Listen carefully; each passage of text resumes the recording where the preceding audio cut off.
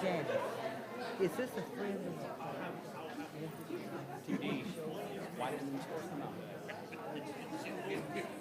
Smitty said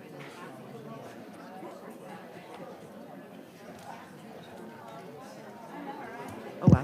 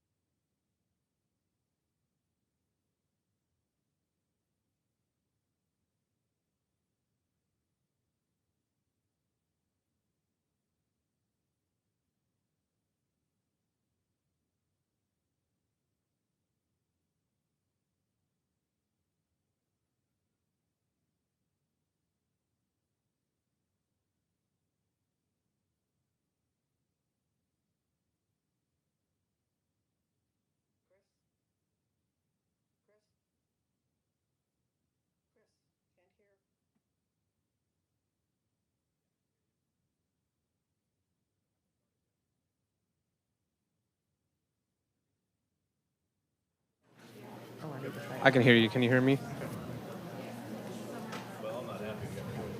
No, Shan, thanks. Okay. They're about to start. I see that. Thank you. Anytime.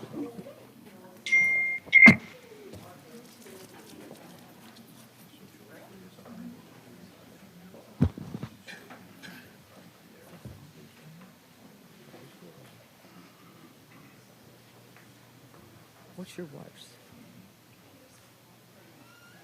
I've got 2 minutes, yeah.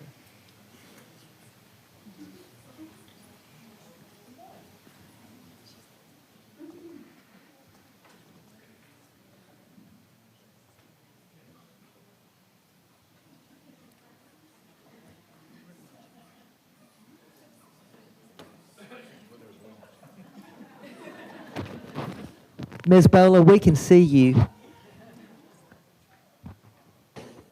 I can see you too, Mrs. Studdard. Hi. Good evening, everyone.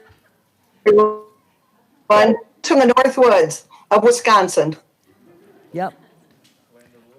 We're going to start on time. Just hang loose. Sounds like a plan. Okay. Is it cold up there? Actually, we were out in this morning swimming, and it's a little rainy right now. So it's nice to be inside the cabin. Very good. And the s'mores are very tasty.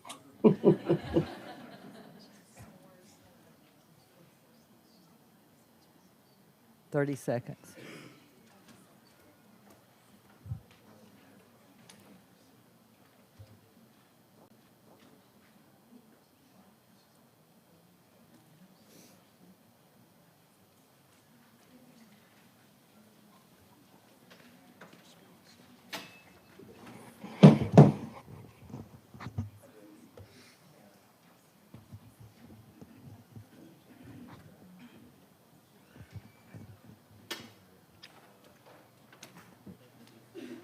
The invocation tonight will be led by Dr. Charles Lever, who is the pastor at Orange Park United Methodist Church, which just happens to be my church. So welcome, Dr. Lever. He will lead us in the invocation and the pledge, if you'll stand.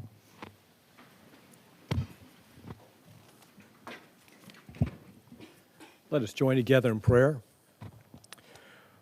Almighty God, we gather this evening that offers our children the opportunity to enlighten their minds and to learn to live and grow together, and we give you thanks for these.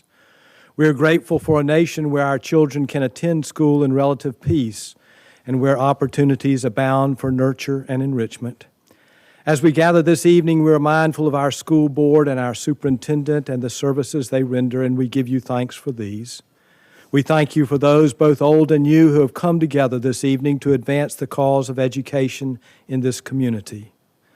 Grant us all, we pray, discerning minds and compassionate hearts, that we can continue to meet the needs of a new generation of students in the midst of a changing world. We pray for our economy and for the havoc it can play in the lives of our children and our families. Enable us to teach our students the value of their talents and abilities by revealing to them the difference that one person can make for the good. Enable us to teach our students the ways of love by rising above the pettiness of personal differences for the common good. Enable us to express to our students our appreciation for what others have done for us by doing things for others.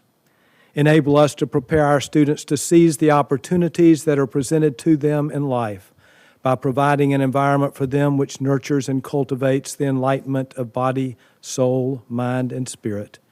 And enable us to teach our students how to strive for excellence by accepting change gracefully when it is necessary to move beyond what we are to what we can become. Amen.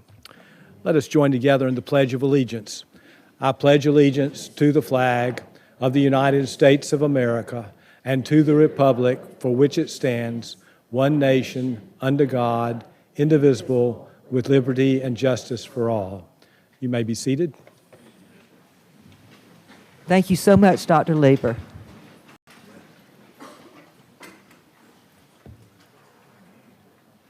The Clay County School Board monthly meeting will come to order June 27th, 2019. I want to welcome all of you citizens of Clay County.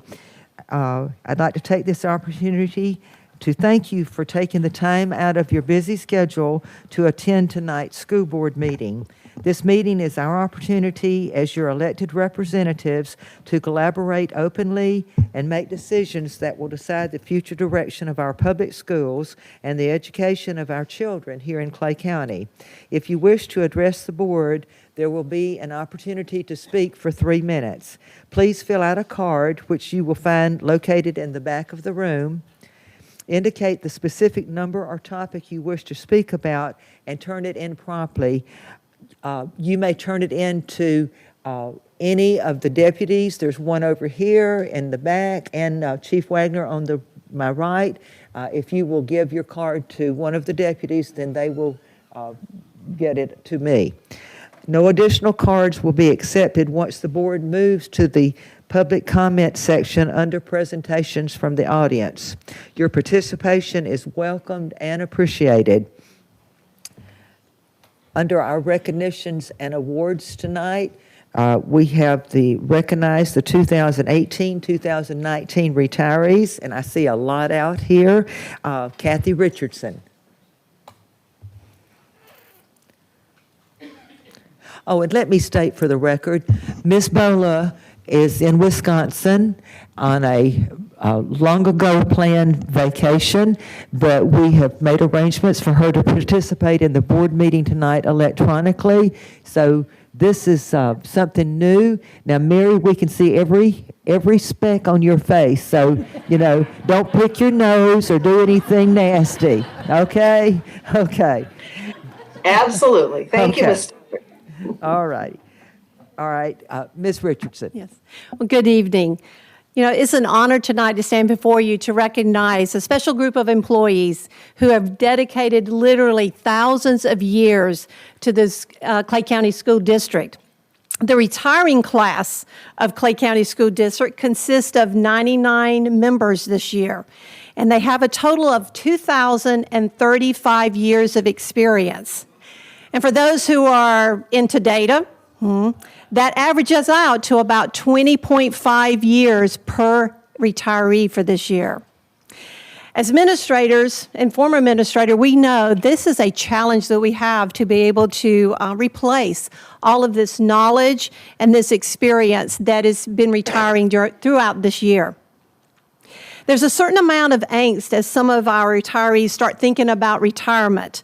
But once they cross over that threshold, they kind of get a little pep in their step. They get a little smile. They start relaxing. You start seeing them really enjoying life. And as you look out, a lot of those have this big old smile all over their face. So retirement is going to be very, very welcoming to them, and we just want to acknowledge them. So this group of retirees has been a blessing to our county and so deserving of this recognition tonight. Tonight, we have 16 of the 99 retirees, so I'm going to present those. If Mr. Davis, if you would like to come forward and pass out, hand all of these. And before we start coming up to these, I want to remind you that many of these retirees started retiring as of July 1 of 2018, all the way up until June 30th of this week. And throughout the year, they've been celebrating at their schools and at the district. And we just want to take this opportunity tonight to just publicly acknowledge them and just thank them for their dedication that they have given to Clay County. When I read your names, if you'll come forward, and the number of years that I am explaining or sharing with you are the years that have been in Clay County. A lot of them have come from different districts or different states as well, but this is for the years that they've dedicated to Clay County. So the first one that I would like to acknowledge, which was one of the first ladies I met when I came to Clay County, is Charlene Calise. And she has 28 years to Clay County.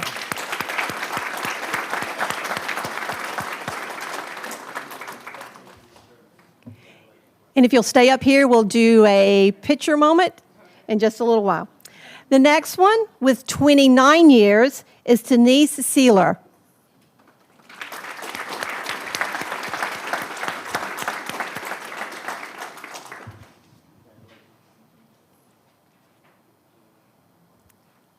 With 35 years, Jean Collins.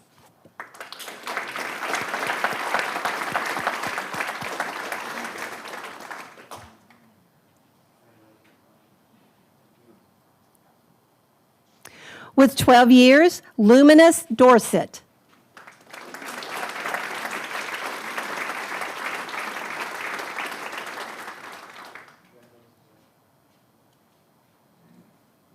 Just look at those smiling faces, they're coming up. Like no more children. Yes.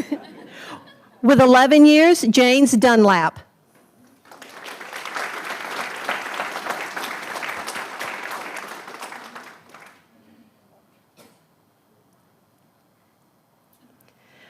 With 32 years, Darlene Goodyear.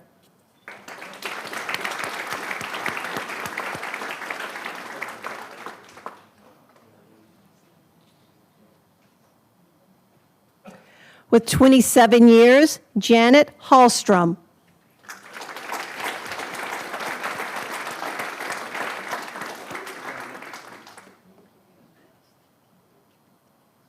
With 5 years, Catherine Lancaster.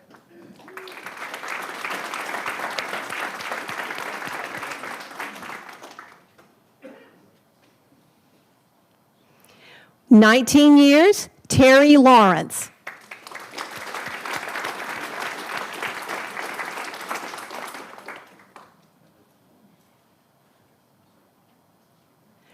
With 35 years, Angela Ledbetter.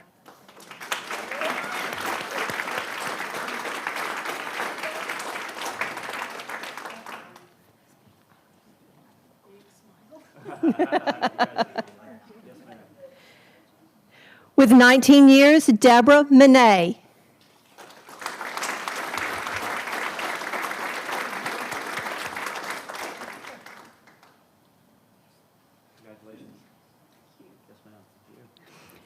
With 23 years, Teresa Patterson.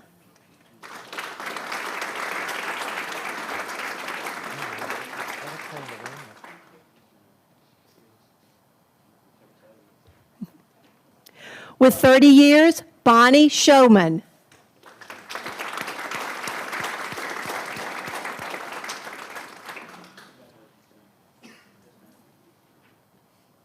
With 9 years, Rebecca Smith.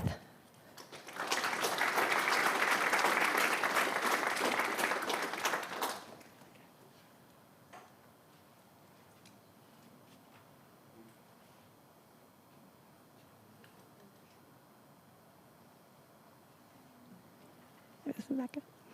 With 21 years, Alan Walker.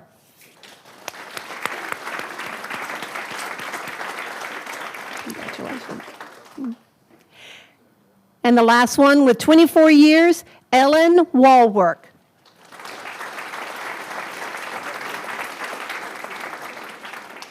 Let's give all of these retirees a big hand.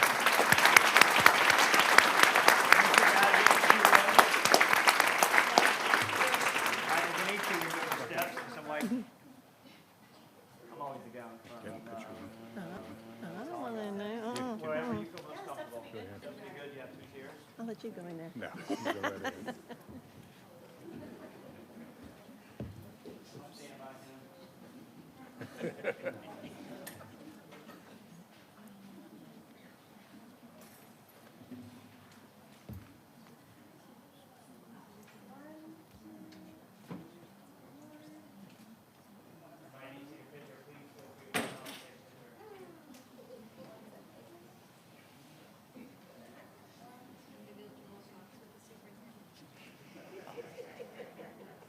Hey, some people can't stay away from the camera.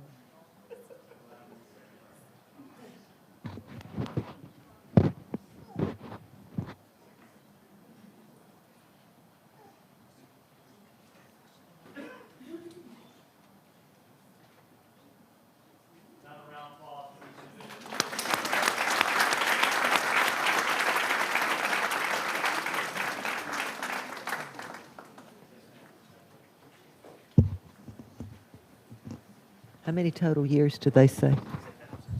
How many?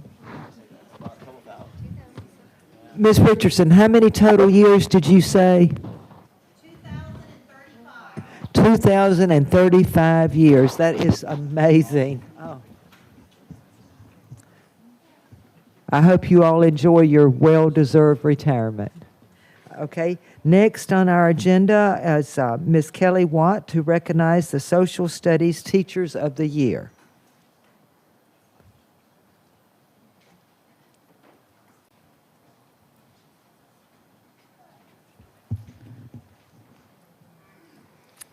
All right. So tonight we are here to recognize 5 of our social studies teachers who have earned district awards. So if I can have those 5 teachers come on up here, and then I'd like to introduce them to you.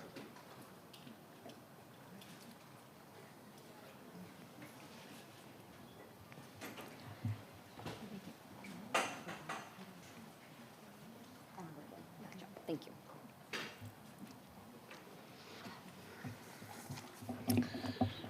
All right. So every year, the Florida Council for Social Studies provides us the opportunity to recognize our outstanding teachers. This year, teachers, administrators, and staff members were invited to nominate social studies teachers from kindergarten up through 12th grade who inspire student learning and creativity in their classroom. So these teachers competed for 3 different awards: a Beginning Teacher Award, Excellence in Teaching History Award, and as the Outstanding Social Studies Teacher Award for elementary, junior high, or senior high. This year, we had over 50 teachers nominated across the district. Tonight, I would like to introduce you to the 5 teachers who were selected to represent our district. All right. And for the first one, Carrie Armigan. She teaches at Swimming Pen Creek. She has a passion for history and a passion for kids. She runs a dynamic classroom where 3rd graders have the opportunity to immerse themselves in history, geography, and civics through student-led projects. Social studies comes to life through primary source projects, living museums, and real-world simulations. For example, we know that her kids, when they learn about the Constitution, there are so many different ways to teach it, but she has the kids write their own Constitution, and they serve as delegates, and they take turns signing that. Very creative. Colleagues and parents and students say they just so much appreciate her soft-spoken kindness, her compassion, and the mutual respect that she establishes in her classroom. As one of her colleagues puts it, she's at the forefront of the next generation of great teachers. So Carrie Armigan from Swimping Creek, congratulations, you are our Outstanding Social Studies Teacher of the Year in the Elementary Division.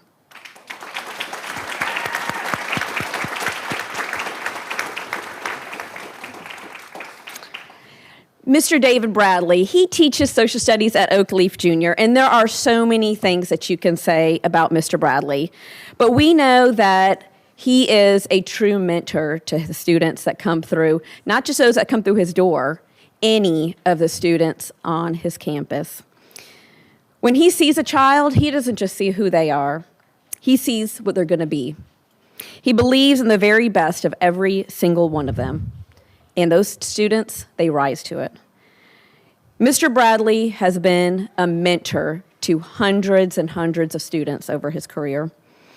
You know that as a child, you will leave his class better than when you arrived, not just as a student, but as a person.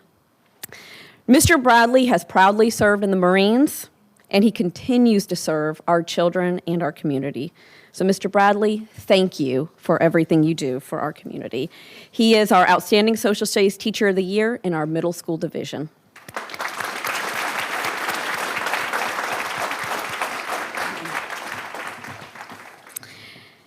Jenna Abbott teaches world history, both just world history and AP World History at Orange Park High. And when you become a student in her class, just be prepared to be inspired. She engages her students every day in rigorous academics while also fostering really strong relationships with every single one of her students. If you're a child in her class, you know that you have a champion in her. And this gives these kids the confidence to believe in themselves and ultimately find their own voice, which we know is so important in social studies and just in life in general. She's humble, she's kind, and we are just incredibly grateful that she is part of One Clay. So Jenna, you are our Outstanding Social Studies Teacher of the Year in our senior high division. Congratulations.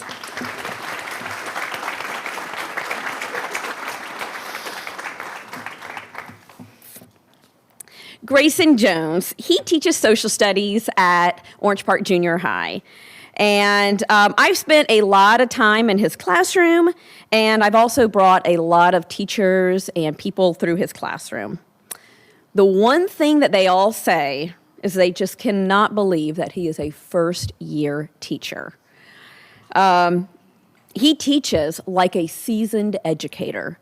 Every one of his lessons is well planned. He knows he has the end goal in mind. He knows what every single one of those students needs. And he meets those needs. He's a mentor to his students. They look up to him. They respect him. And those kids will do anything he asks because they know that he believes in them. And there's a mutual respect, and they believe in each other. While our data has not come out yet, I know we are all anxiously awaiting it, no doubt his kids are going to be celebrating because they achieve in his class. They achieve as humans, and they achieve as students. He pushes them to be their very best. I don't know what the future holds for Mr. Jones, but I know that it is going to be bright for him and for his students. So I'd like to recognize him tonight as Clay County's Warren Tracy Beginning Teacher Award.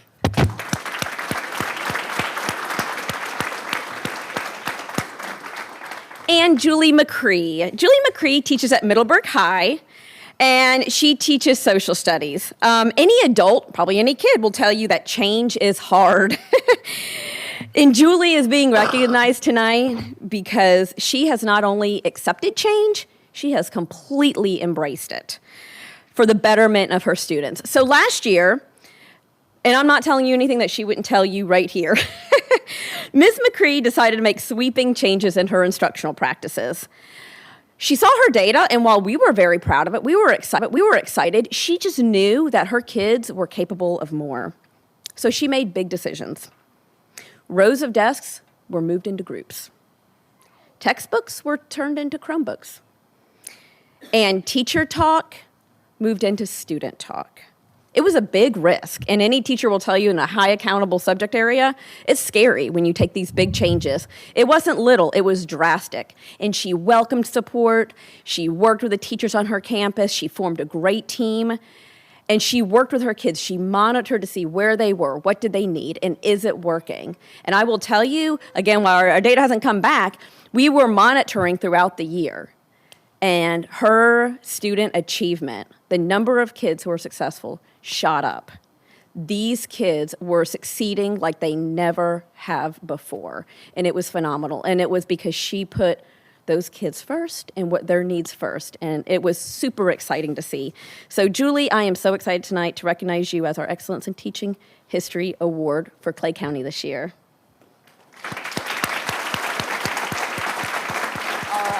And thank you to all. Feel free to come up and get some pictures of these wonderful teachers.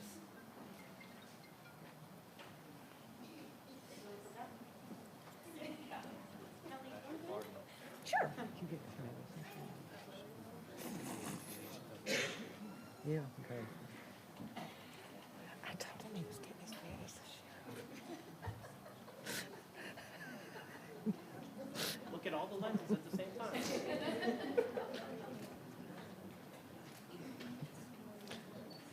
He just doesn't have a big old cup.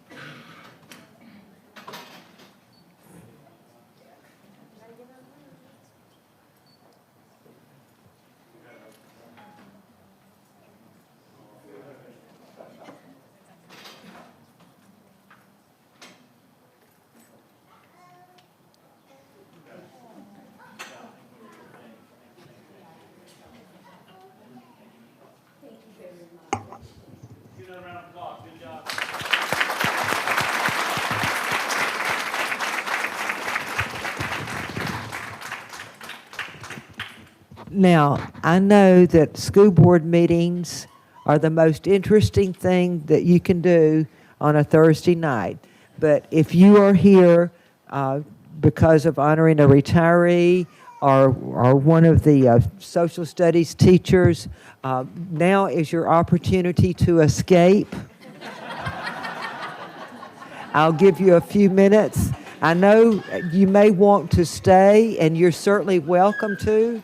But I sense some people, oh my goodness, we're losing our whole audience. Thank you for coming.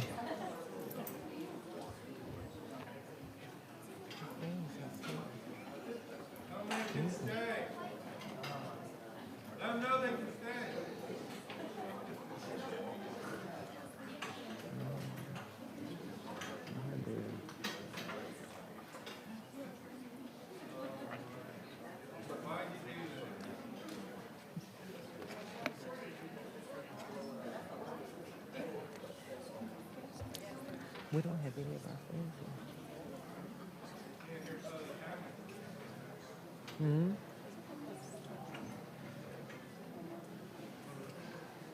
Where? Which one? Okay. Boy, talk about losing your audience in a hurry. Miss Bolo, they're all gone.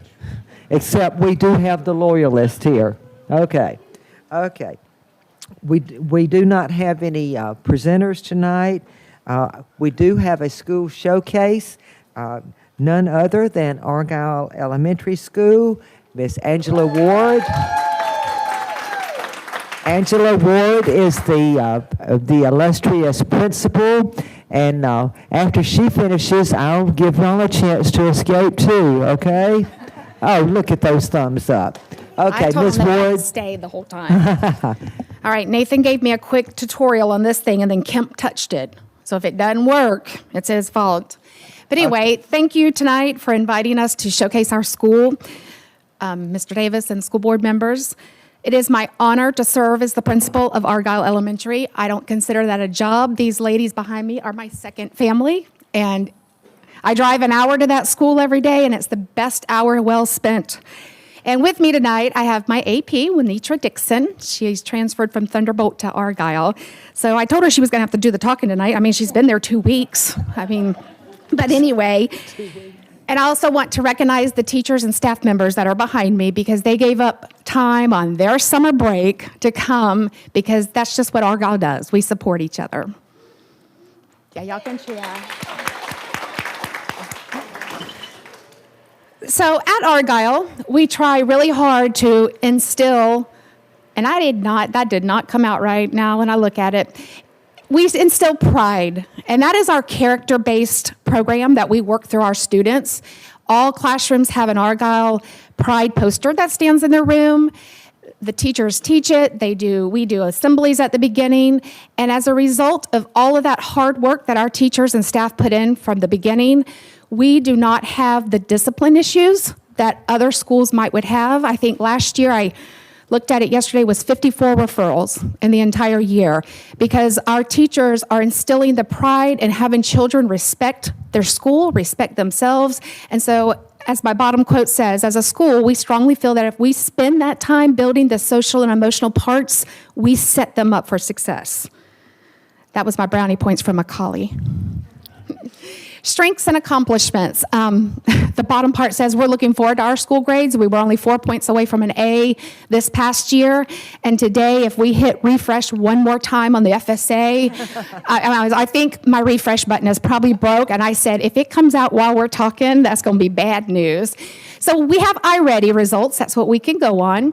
And if you see at the top, we had the iReady reading. Our typical growth was 136%, and we made a stretch growth of 42%.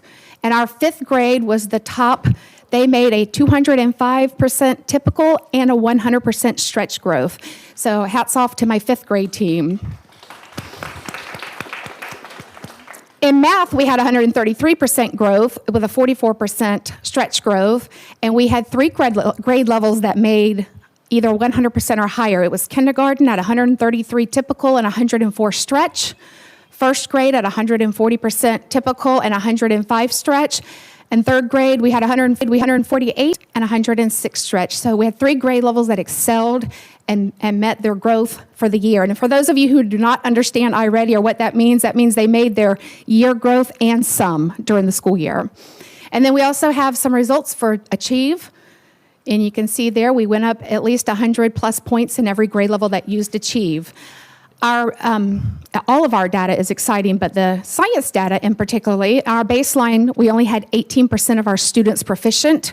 When we took the end of the year midline, we had 68% proficient. So we are eagerly looking for our grades and FSA to come out to see how that relates to our growth. So the way we improved our teaching and learning, we had PLCs last year on small group implementation. We used the PLCs to focus on data. We had 10 teachers who, on their own, participated in a rigor is not a four-letter word, just to build. At the beginning of the school year, we had a meeting, and everybody had a different definition for rigor. So after we compiled as a school what rigor meant to Argyle, then we went from there. The next one was placing teachers in the right positions, and that was not administration running in and saying, you will teach this. This was talking to our teachers of where your skill sets are so you are the best for your school, and moved several teachers so that they could fit that.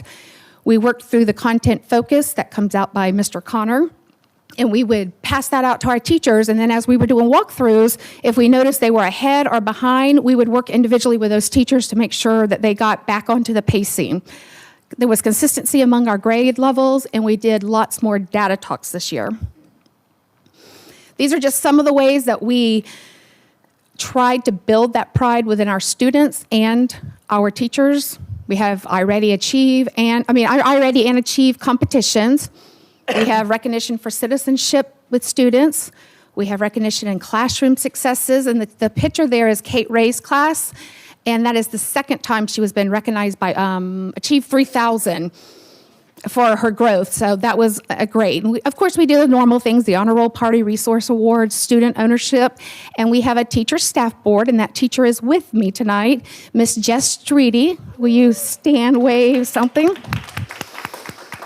This young lady took it upon herself to help build morale. She made a board in our teacher's lounge, and every month she updates it with a different theme and a different cutouts, and people write random nice things about other teachers, and then at the end of the month she goes around and blesses each of the teachers that were written with that. So she does that. In fact, I already told her, I said, we got to start working on next year. I asked, could I do the first one, and she said, no. No, that was my nice version. Parents in Education is our PTA, and this is the Argyle community, and this is just what they work on throughout the year. We have Boardwalk Bash, which is in September. You're always welcome to attend.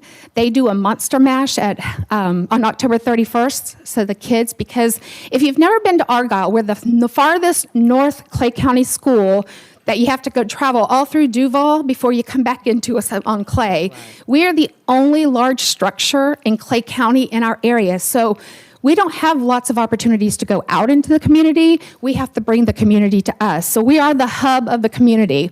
And a hardship sometimes are the half days, the early release days. So our pies try to do either socials or all you have to do is turn music on and have popcorn. And those kids love it. So we try to do that as often as possible. We are also high military, so we recognize our military families when they come and go and deploy. And that if you ever watch a Publix commercial and cry, that's what it's like watching the kids, because they like to surprise them, and it's just a good night. And we have family nights, we have STEAM night, we have book fairs, and our Girl Scouts and Boy Scouts meet with us at our school. And I put this slide in here because this is an activity or a project that our local Girl Scouts are actually working on. If you have ever worked at Argyle, or you've ever even talked to me about Argyle, you know about the tree. I know, did I get an amen back here? So the tree is the meeting place. That's where we're going to meet and take care of whatever we didn't agree on during school. So our Girl Scouts came to me and said, if we call Clay County Sheriffs and we meet with somebody, will you stay with us and help explain? So of course I can't deny Girl Scout cookies, and I can't deny helping little Girl Scouts. So we stayed and we got all the data ready for them, and then those young ladies went to each homeowners association meeting and presented to them so that they could help designate the tree as a more positive influence in the neighborhood versus a place to meet up. So they are working on different signage to put out there to kind of help build. I asked, could I paint on the sidewalks, but I got told no. Miss Bola, I thought was going to help me because her husband is my county commissioner, but he told me I couldn't graffiti up the sidewalk. But we were trying to put positives down the sidewalk, so we didn't. We tried. I know we did. I was just going to do it, but ask for forgiveness later. Yeah, and these are just our extra opportunities, and those are most common in every school: robotics and drama and safety patrol.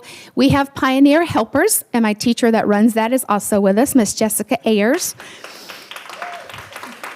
And that's a little spin on, so she takes applications and takes about 40 students, and those students are teacher helpers. They either come early in the morning and help teachers get ready for the day, or they stay later in the afternoon, or they're on the news crew, or they might be the ones helping us with walking the little ones to the parent pickup. So she does an excellent job of corralling them up and getting them to work.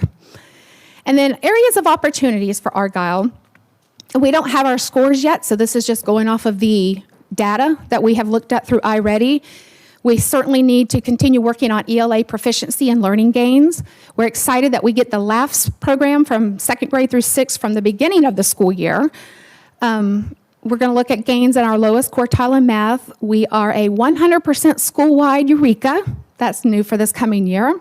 We're going to continue working with small group implementation and data talks and discussing high-quality material that's stuck in front of students, and then we're also wanting to increase our parent involvement. So in a nutshell, that is Argyle Elementary. I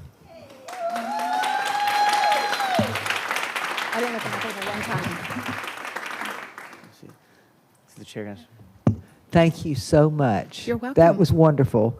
And Ms. Bola, you could not help her be able to get graffiti on the sidewalks. What kind of pull do you have with the county commissioner? We tried. Both of us tried, and they just wouldn't listen to us. But and technically, it wasn't the commissioner; it was the county manager.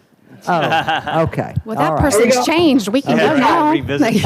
All right. Thank you all. Thank you. Excellent job. And I hope you enjoy being at your new school. See, after 2 weeks, you don't have to speak, right? That's right. Very good. And- Thank you. And thank you all for coming.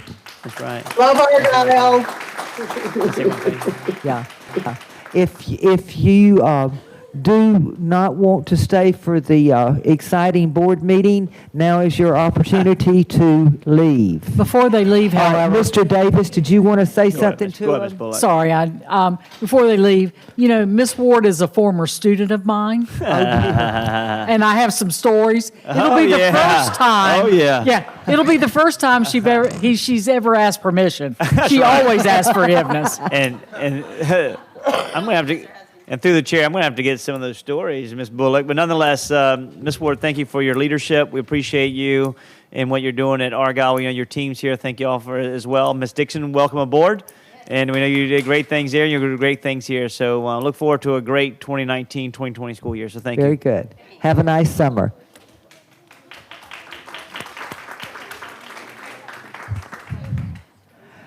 Gee, talk about losing an audience. Bye. This is the last call for comment cards. If there is anyone else who wants to speak for 3 minutes, turn it in right now, because they won't be accepted once I. Okay, here's one. Just hang on a minute. I've got to see what this is.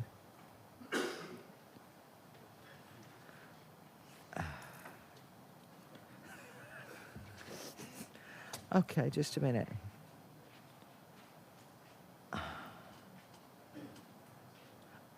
Wait, let me check this out real quick, ladies and gentlemen. I've got to see what.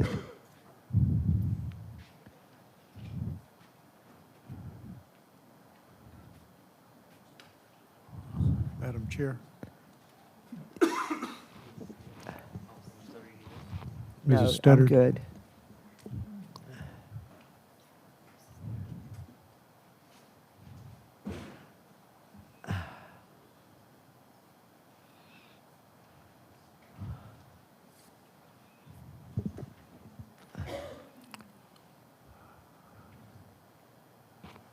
Mrs. Studdard.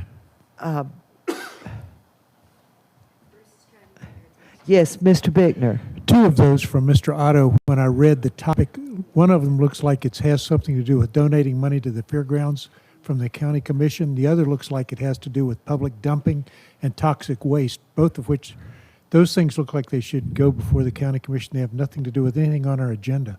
So that's why I wrote county commission ? The other two are These equally don't really difficult. relate to any agenda items, so how about I just treat these all and I'll give him 3 minutes to speak, and That then, works. because these don't have anything to do with us. That was the difficulty I was having. Okay, thank you. This caught me off guard. I've never. Okay.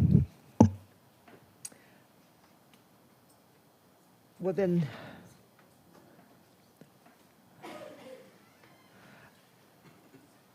He also has one filled, Mr. Bickner, there's also one filled out on the D1 item. On D1, Yeah, where all the other cards are. likely that should take place when we have D1. Okay, but- all right, I'm good. Okay. No more comment cards? Everybody got theirs handed in? Okay. There's no presentations from the audience. Now we'll move to adoption of the consent. Mr. Otto, you're not recognized yet.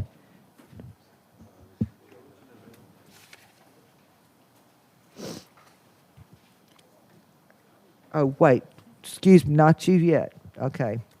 On public comments, Mr. Otto, James Otto. Mr. Otto, you filled out 4 cards on items that are related, it looks like, to county commission business, which has nothing to do with us. So if you would be so kind as to just kind of combine what you wanted to say into one 3-minute topic, because we don't have anything to do with toxic dumping, and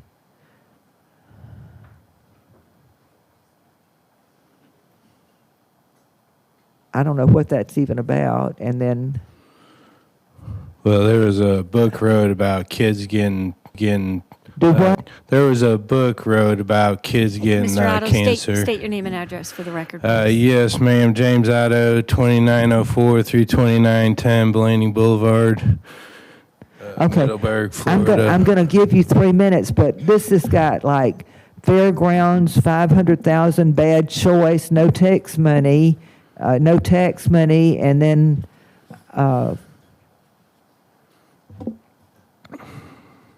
toxic dumping. No, anyway, just, you have 3 minutes. State your name and address. Yes, ma'am. I did that. Okay. The timer had already started, so Okay. maybe you We'll could start right restart now. that. We'll start right now. Okay. All right. Thank you. Yes, ma'am. I can clarify that stuff. I apologize. Your cards are a little more to do than the county commissioners, so I was a little still confused on how to exactly get those filled out, but that's okay.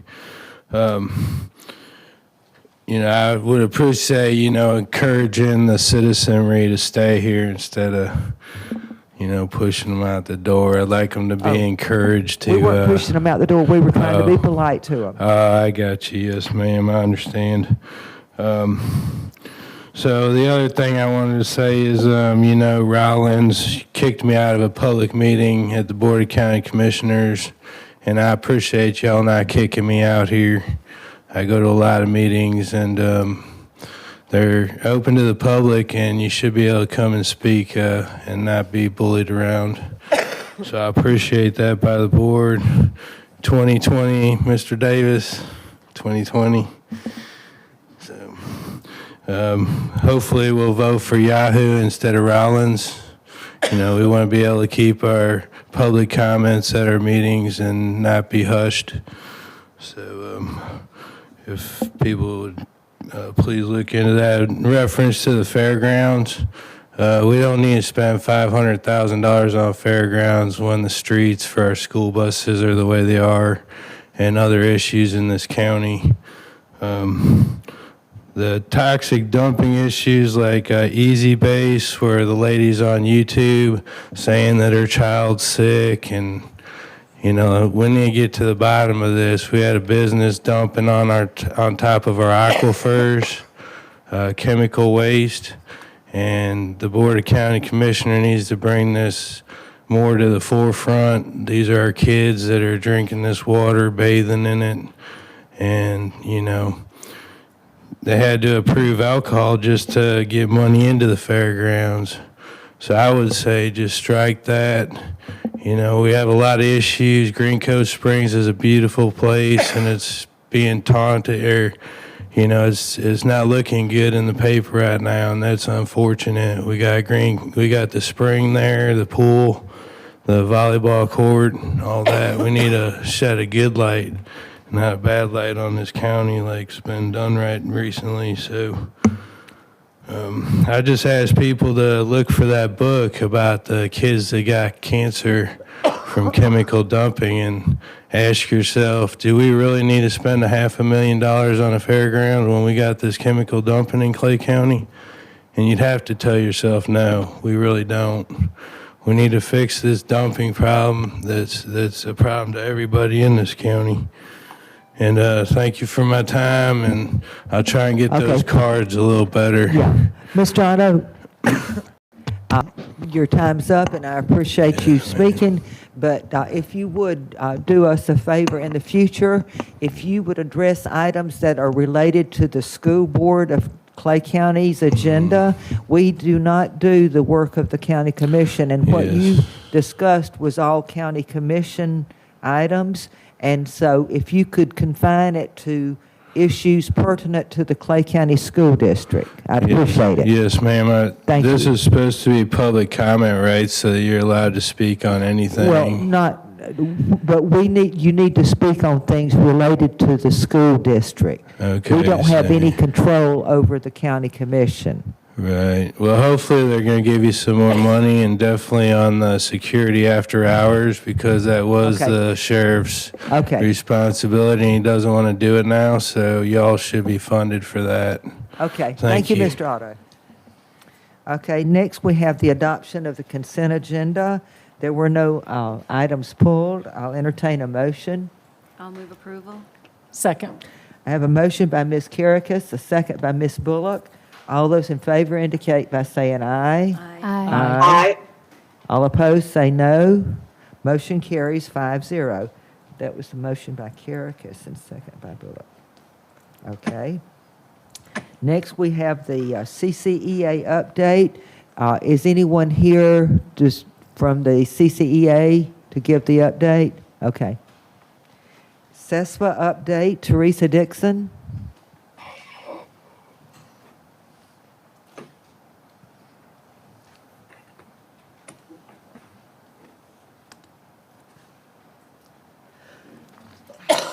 Who's tall? Teresa Dixon, I'm CESPA president.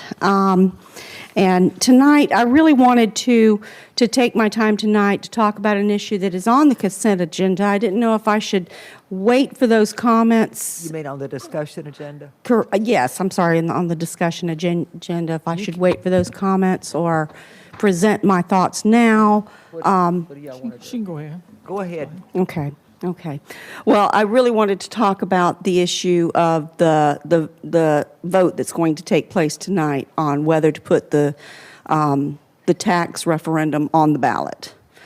And I've had a lot of deep thought about it and tried to understand it. And let's face it, no one likes taxes. No one does. However, they are a manner in which we pay for our public services. These services that we all enjoy as a community. Taxes pay for our roads, our infrastructure, our police, and other emergency services. They provide a means to keep us safe, healthy, and yes, they pay for public education of our citizens. Without taxes, we would all face the lack of these services and the obliteration of our community as we know it. Now, like you, I'm sure, I've reviewed the budget, I've looked at it, and I've also, along with that, looked and considered the fact that our Florida legislature has continued to chip away at the contributions to our local public school systems, which educate 90% of our students. They continue to mandate unfunded or underfunded directives, such as the safety and security mandate, among other things that are requiring us to contribute more and more to, and requires us to go out and ask for money from our community to help support those issues. And that places a stranglehold on our public schools and ties the hands of our education professionals, and it seems that it's all an attempt to monopolize education for particular purposes. Our children, unfortunately, are caught in the middle of this argument of how much, if any, is too much, along with the faux promises that a greater number of choices will bring about a better system. Now, I call this faux because simple common sense tells me that when you continue to slice a pie thinner and thinner sections, what you gain in the number of choices, you sacrifice in getting a fulfilling portion. You create a system where there's never enough to do what needs to be done, and you can't expect the best by continually taking away the means to pay for the best. I believe, along with thousands of others, that there is nothing more valuable nor more important than providing a quality education to our children, which, in my mind, equates to the possibility of a successful future for them. Not just for some of our children, though. For all of our children. They all deserve to be educated in buildings that are safe and sound. I find myself very frustrated by the sight of unnecessary, beautiful charter school buildings paid for out of public funds for a relatively few number of students, while the majority of our students sit in aging buildings with ceilings falling in. And then I hear questions like, why were these repairs not budgeted for? Well, maybe because there was not adequate funds to make these repairs. Maybe past administrations kicked the can down the road. Maybe impact fees and millages were not properly imposed due to the few votes that they might have cost some of our elected officials. Apparently, for some, re-election is more important than the needs of our children. I also read many blogs of varying opinions, most of which I've found to be loud, obnoxious, exaggerations, pummeled with inaccuracies, half-truths, and downright lies in some. I mean, where in the county do our students pay $25 for a locker fee? I can't believe some of this stuff, and I can't believe that people believe some of this stuff. Yet it's often these loud, obnoxious exaggerations that get the attention. As this type of manipulative sensationalism entices people to jump on a boat going nowhere. Now, believe me, the $5 locker fees that are actually charged would not generate enough funds for the repairs needed, much less the additional schools that must be built, especially if we don't wish to cram 40 or 50 students in a single classroom. As a 30-year employee of Clay County School System, a citizen of this county for more than 50 years, an active and engaged voter, a taxpayer, a homeowner, and an additional property owner, a grandmother, a mother, and a great-grandmother of students who have been and continue to be provided an exceptional education within the walls of Clay County Public Schools. I implore you, do what's right for the students of the Clay County Public School System. It's been well established and agreed by every school board member sitting here today and via mobile apps that there is a real and great need to provide funds for our Clay County Public School System so that they can continue to be able to provide for the needs of our students. Quality teachers, quality staff, quality buildings, and a quality education. Again, I hear all the rumblings that public education is failing our students, but I'll tell you adamantly, I do not agree. Public schools are not failing our students. A state government that refuses to provide for the needs of the public schools are failing our students. Taxpayers that balk at the thought of paying a half-cent sales tax to support our schools are failing our students.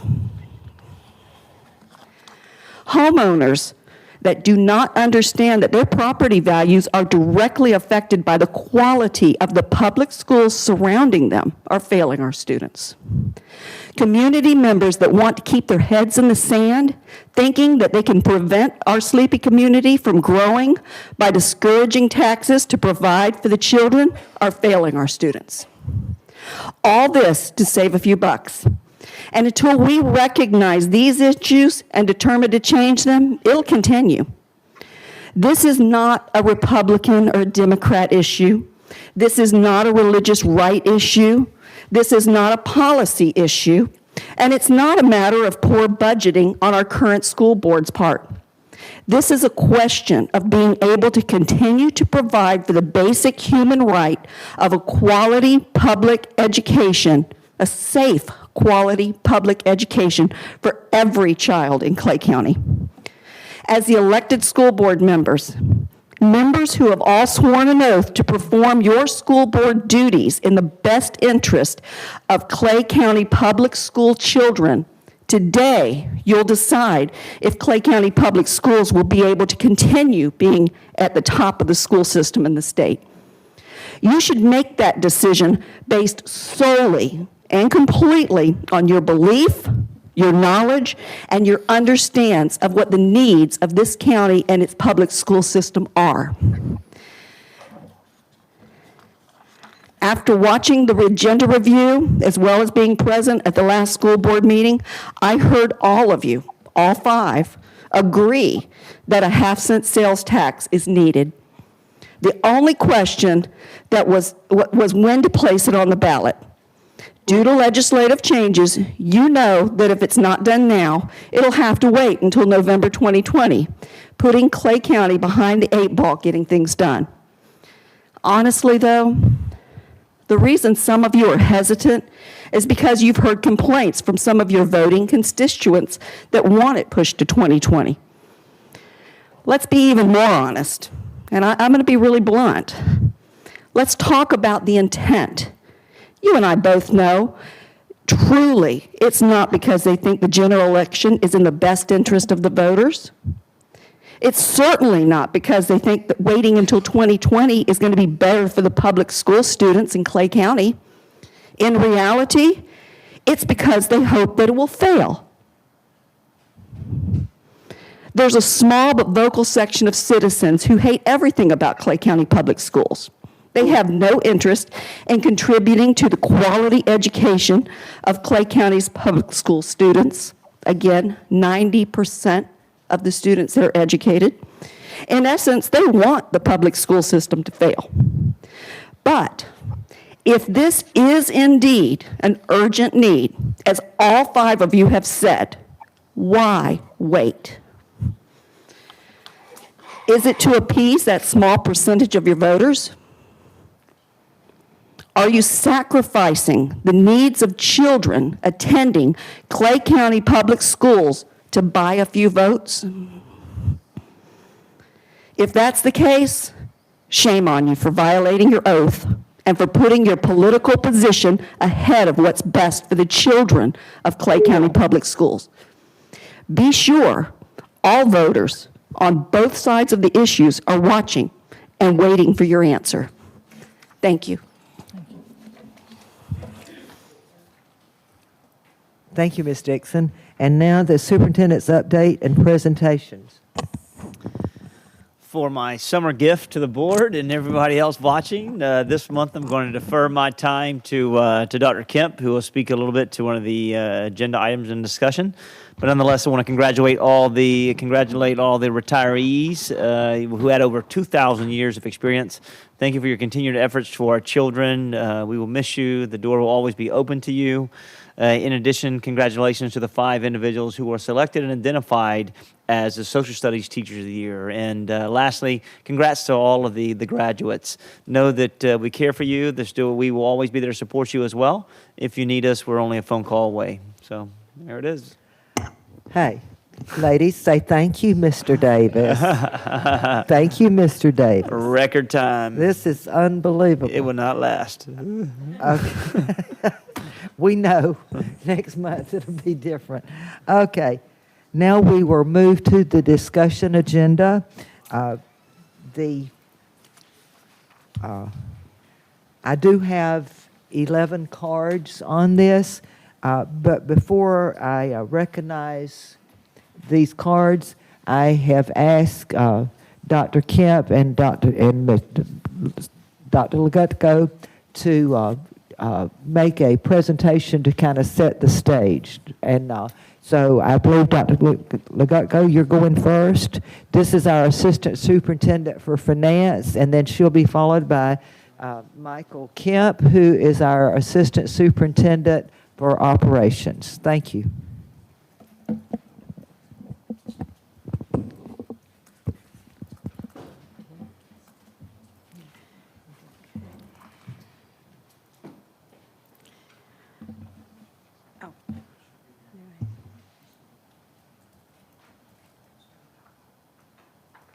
Just testing it.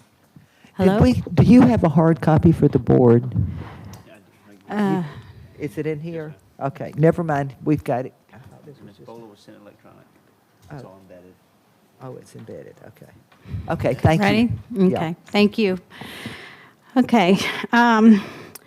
My presentation is really going to go over the differences between our operating fund and our capital fund, but I'm going to really speak about our budget, a Reader's Digest version of just the 2 funds. But I am going to preface all of my information that I present today is that everything is tentative. Nothing is final at this point because we're still closing our books. We're still trying to, finalize the budget. But pretty much the capital and the operating, the numbers that I'm going to present are pretty fair to what we believe it will be at the tentative budget on July 23rd. Okay? All right. So what I wanted to say, of course, is we have 4 major funds that actually represent our overall budget. Those 4 major funds are the general fund, our special revenue fund, our debt service, and our capital funds. Of those 4, 2 of them, the operating and the capital, are the main funds that we use to operate our school system or our school business. Our total estimated budget for our operating funds, which again, our operating fund is the primary fund that accounts for all of our financial resources of the school district, except those required to be accounted for in another account. For example, our debt service, it is specific. We are required to budget for debt service, though the debt service fund is primarily used to repay debt on borrowing related to our construction or our capital expenditures. Capital projects, of course, are the major governmental fund that accounts for the acquisition and construction of major capital facilities, maintenance of our facilities, and pretty much equipment purchases and other capital assets. Just so you know, with our Florida School Finance, statutorily, we are required to budget certain funds and budget for certain expenditures in restricted type of funds. Capital funds is one of those where we can only spend those dollars for certain items.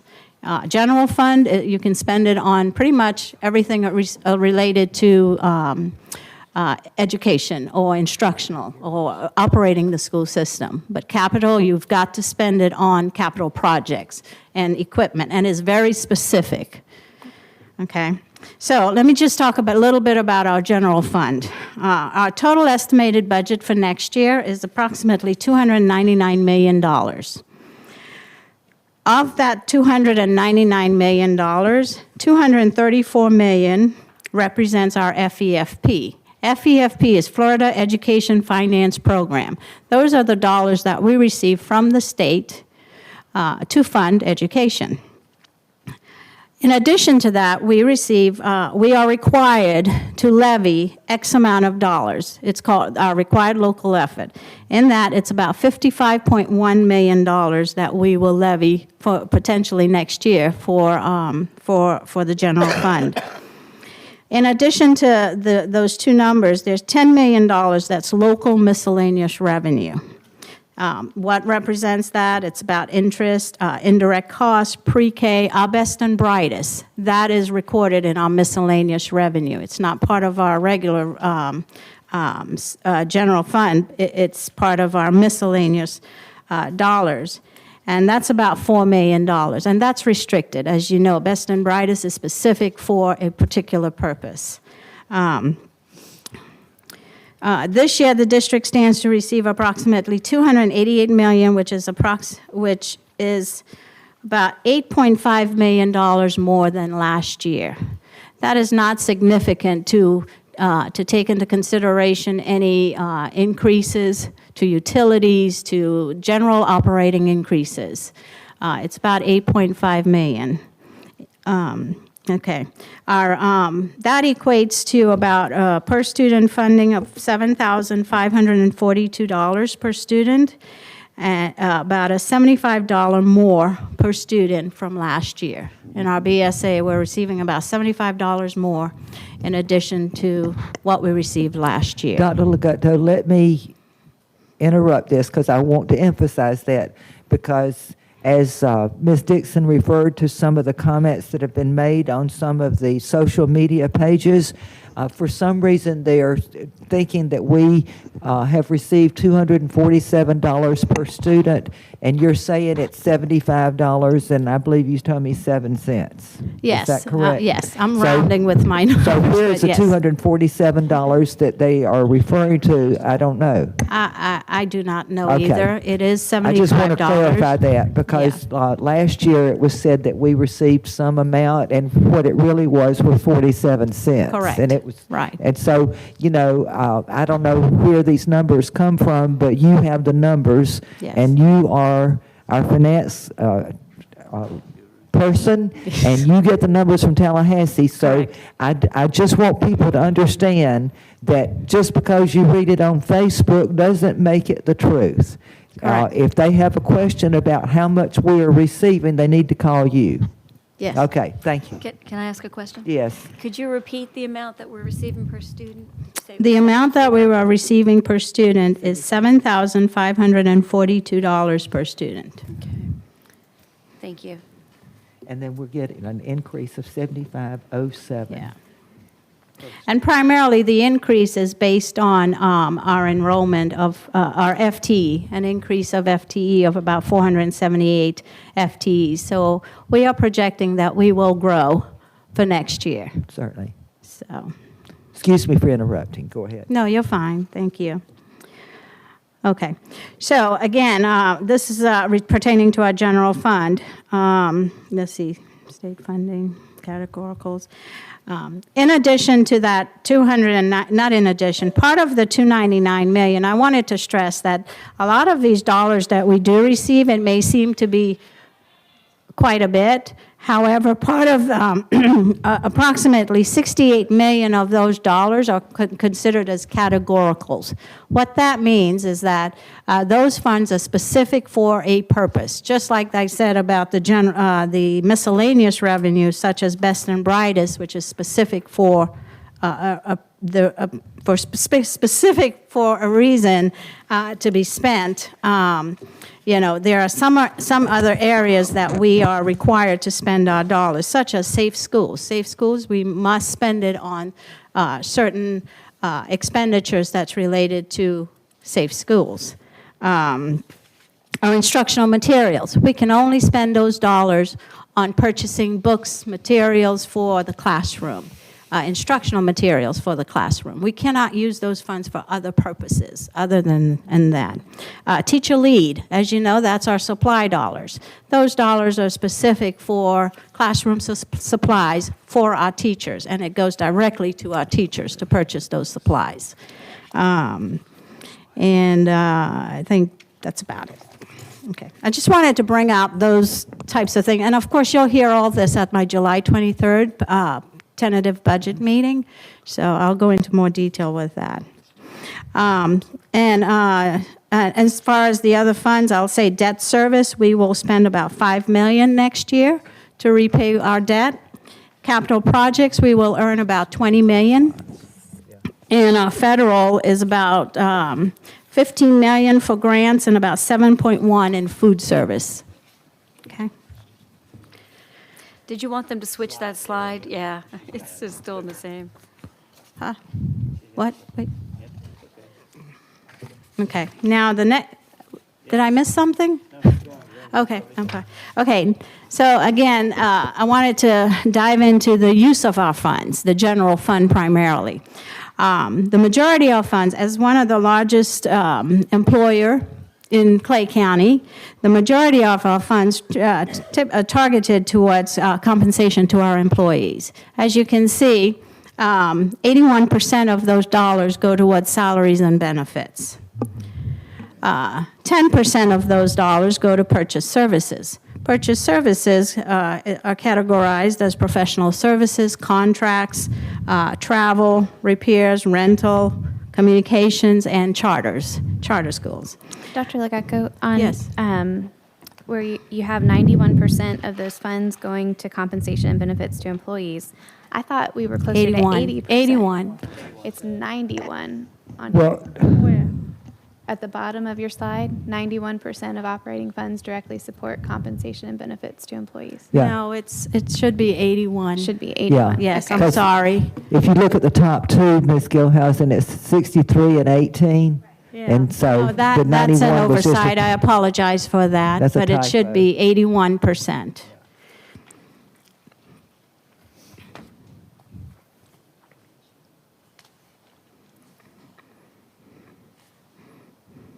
Okay, I'm sorry. No, I apologize.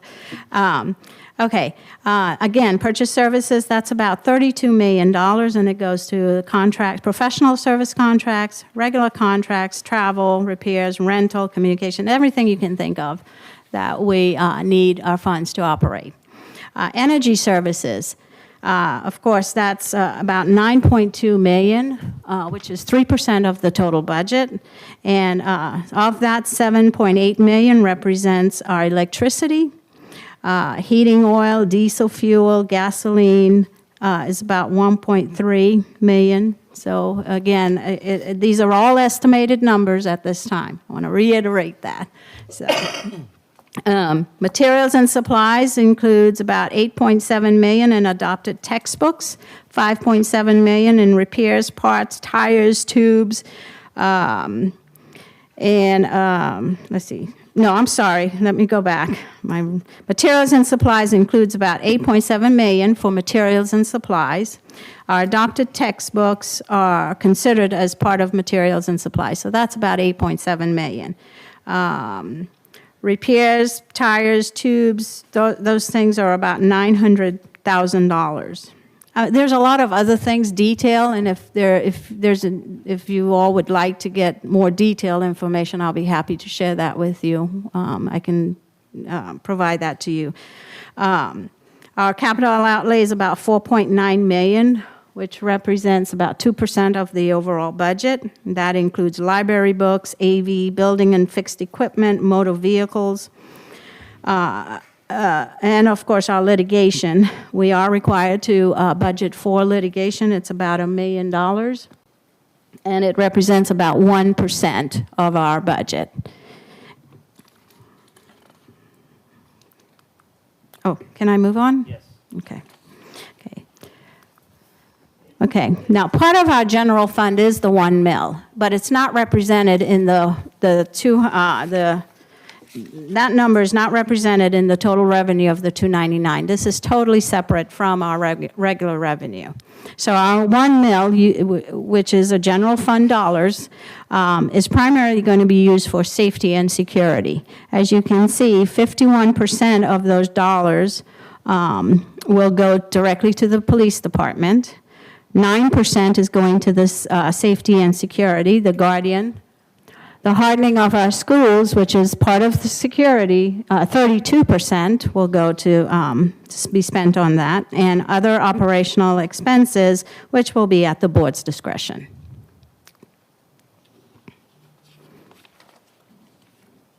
And our total projected revenue will be about $12.1 million. Okay. Okay. Our use of capital funds.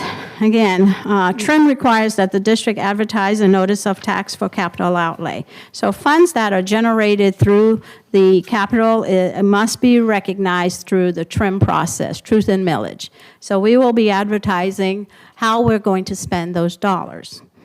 Primarily, it provides for the complete listing of projects to be funded. They are restricted to capital projects as defined by our statute.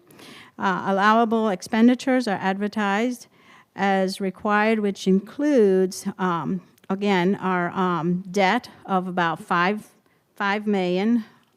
About 5.1,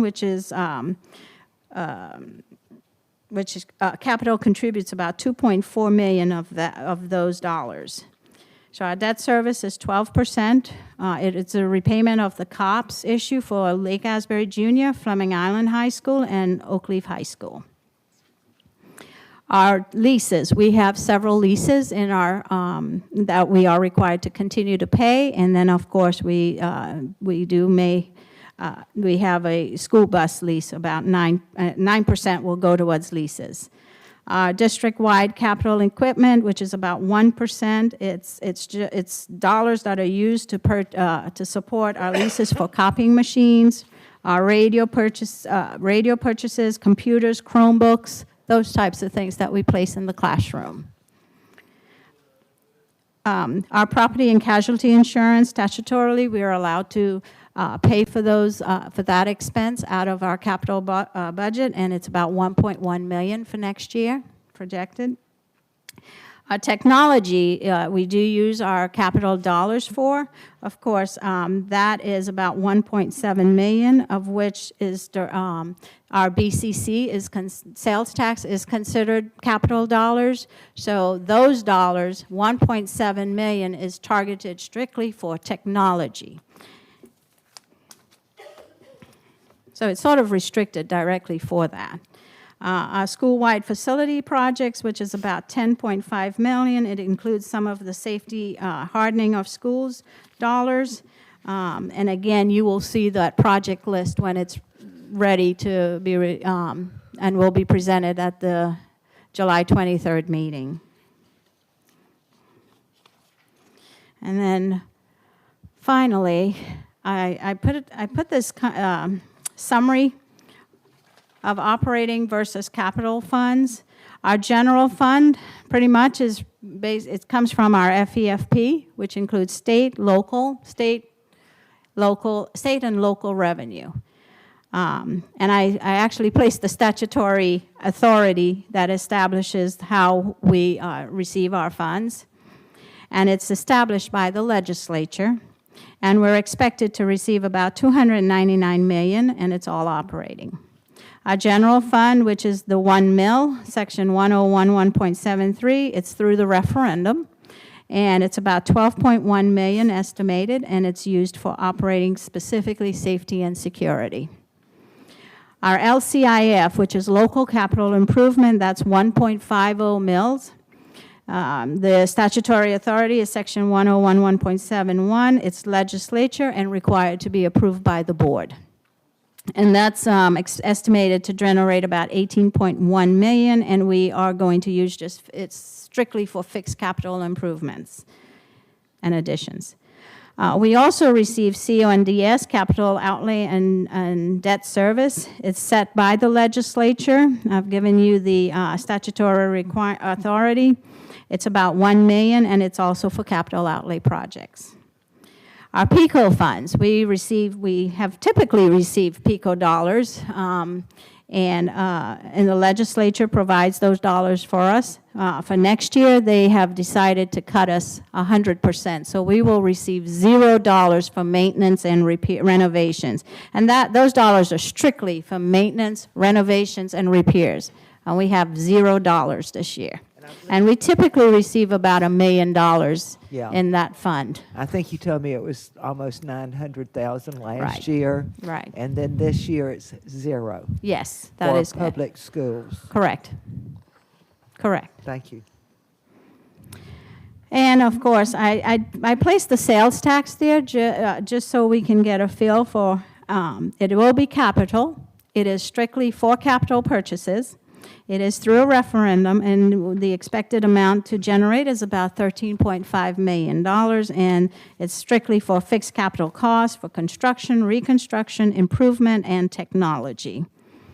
And then, of course, our BCC sales tax that we do receive, it's about $1.7 million. I believe this was voted many years ago through a referendum and through the BCC, and Clay County has targeted those funds specifically for our technology purchase. It is why we're able to put some of our Chromebooks into the classrooms, and some of the software that's out there in the classrooms for our students. And with that, I am done, unless you all have questions. Well, the BCC tax, I can't let it slide without saying that sunsets, and we lose that as of the end of this year, correct? In December. December, so we will no longer be receiving the $1.7 million. Correct. Unless our superintendent can somehow get a memorandum of understanding with the commission, so That's correct. thank you. But it is in our budget, so in December, depending on what happens, I will need to adjust our budget accordingly to ensure that we are able to operate. Okay. And all technology, the dollars that were targeted for technology will no longer Right. have. I do have a question. Okay. Will the BCC continue to get that 1.7? It will be part of, yes, it's But we part of won't. the, we But won't. we I won't. believe it's But an right now it's interlocal designated agreement. to come to us and we, for technology. Thank you. Yeah. But it might go away if we don't get an MOU. Okay, thank you, Dr. Legutko.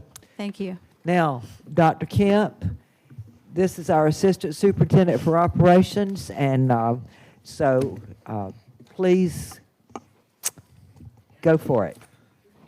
Good evening, Madam Chair, board members, Mr. Superintendent. The very first thing I want to do, because I really don't get an opportunity to do it very much, is to actually recognize our team, the operations team. I'm going to start our slide going back. I'm going to start the deck going back to 2017, and just kind of preface what we're doing. But this is a collective effort all the time. Every day, it's a collective effort. They've had the opportunity to work and serve with me now since 2017, and we've had a great opportunity to learn. But I want to introduce them, and I want to thank them publicly because we don't get a chance to do that on a regular basis. And what they accomplish on a daily basis with the challenges that they face is amazing, and they do it. They do it willingly. They do it without fail, and we figure out ways to make that work. But I do want to introduce the operations team because they're a critical part. We're always in this together. First of all, our Director 1 for Maintenance is Mr. Phil Hans. He does an outstanding job. Thank you, Mr. Hans. Our Director of Code Enforcement, Mr. Todd Swetlin, he handles all the safety, security, all the code issues. Thank you, Todd. One of our senior project managers, Ms. Bryce Ellis, who helps us with the facilities project planning. One of our newest project managers, Mr. Jeff Marks, that's helping us try to execute some of the projects that we can get done. Our coordinator for planning and intergovernmental coordination, that y'all seen Mr. Fossa. He's done a lot of the growth presentations, but that's Mr. Jim Fossa. And bless his heart, that's Mr. Darrell Sweat with Director 1 of Transportation, and he has a great opportunity to serve every day. And dripping with class is Miss Susie Glover, the first for Food and Nutrition Services, and they worked on. But all of them work diligently every day against unbelievable odds, and I want to publicly thank them for what they do every day, and because you're the ones making the difference, make the stakeholders make it work in the schools. All right, so I'm going to get right on it. You guys know I'm not shy. You've heard me talk before. You've heard me here in the workshops. This is my opportunity to tell you a few things in my first 2.5 years here. So let's go back to 2017. Upon my arrival, February 2017, I want to preface this with saying I was shocked when I came in, and kind of in disbelief, and not in the way that you might think. I've had the opportunity to serve in different places, have an opportunity to serve in different organizations and run different ways. But I was really shocked and in disbelief regarding some of the issues and the challenges that we were facing. We went through about a 3-month period, and y'all can you can nod. We went through about a 3-4 month period where it was a help me understand, help Mike Kemp help me understand. What's going on with that? Why do we not have the capacity to do what we need to do? What's the deal with the funding? How did the conditions? How did the facility condition get to this point? Those were issues that we had honest conversations about. We call it scrimmaging in operations. We scrimmage all the time to find out what we got to do to get a solution. We talked about operational capacity. And when you learn things in the first 3 months, for example, we're operating with the same team, same number of team now with 43 schools and 50 facilities supporting central office and ancillary facilities. The same number of team now than we had when we had 20 schools. So the system has doubled with growth in time, but the support for that has never happened. So I really was in shock and disbelief. Now, when you work for a guy like Addison Davis, the superintendent immediately charged us with the team and tasked us with the needs. As he went out and looked at schools, he'd call me and say, Kemp, what's going on? Kemp, how in the world did this happen? Kemp. So, of course, that translates to the operations team. So, he charged us with looking at the needs and creating a needs assessment and what's the plan. He always asked 2 questions. It doesn't matter whether it's finance, HR, curriculum instruction, climate culture, whatever. He always had, number 1, what is needed? What do we got to do what's the strategy to fix it? How do we begin to reverse it? So immediately this is all the way back in 2017 now. 2017, we immediately started looking at the needs assessment for the school. But I can't tell you and emphasize enough. I want to say, forget Houston for a second. When it comes to the age of the facilities and what we're dealing with on a daily basis, Clay has a problem. And then no one's been shy about saying that all along. I mean, this is not something that's happened overnight. This has happened over time. We have had deferred maintenance issues. You're talking about old, outdated facilities. They absolutely have to be renovated and upgraded. Now, I'm going to talk more in a bit about how we came up with the $300 million in the master plan project, but we have approximately $318 million in identified need as of right now. That is subject to change every day because every day something breaks. Every day. Our average facility age is approximately 38 years old. You know, that's not bad, you don't think. But remember, we've got some approaching 91. I think Orange Park Elementary is 91 years old this year. 25% of the schools that we're trying to support every day are 50 years or older. Think about that. Original stuff, never been, there's never any preventative or replacement cycles because the funding just was never there to do that. So the deferred maintenance over time has just compounded the problem. So you heard Dr. Legutko talk about the funding and our restrictions on funding. We've had state funding cuts over time. We used to get PICO new growth money. We used to get, around 2008, they cut that. 7-8 was the last year we got it. They cut it to zero. You heard her say, and I learned at the last workshop, if you saw my face, I'm not responsible for what my face does sometimes when people talk, but I can tell you, they cut us to zero. Last year we got $855,000 in PICO maintenance. The state cut us to zero. That $855,000 divided over our schools is about $17,000 per school if everything broke equally. Now, a school like Clement Island uses that in toilet paper every year. So think about $17,000 per school for the maintenance. Now our director, Mr. Hans, we had to go back and look and see what projects have to be cut or bumped again this year to make up for the loss of funding. Impact fees are low. People think, oh gosh, we have impact fees. Impact fees are restricted to new growth. You heard her say it can only be used for new growth. We get about $5 million in impact fees. I'm going to go over that in a minute. We get about $5 million a year in impact fees. Those are restricted specifically for new growth. A portion of that is used for debt service. A portion of that has to be on new growth. Local capital improvement fund, she mentioned the approximately $18 million this year. When you take away the LCIF and all the reclassification, all the things that we have to do, we're going to end up with about $8 million. So to try to support 50 facilities. That's about $165,000 for the year to try to support the school system with the capital projects. So really what I'm saying is, forget Houston, Clay has a problem. It's been reactionary. We're in a reactionary mode all the time because it's a crisis management mode. It's what broke today. Every morning at 7:30 a.m., any of you are welcome to join me. Every day at 7:30 a.m., we have a stand-up. They don't always like it. We have a stand-up. I call it a stand-up meeting because we don't do meetings. We don't have time. We got to work. So stand-up tells me what's wrong. I find out every morning at 7:30 a.m. what broke last night, what chiller's down, what handler's down, what do we got to do, what's the crisis.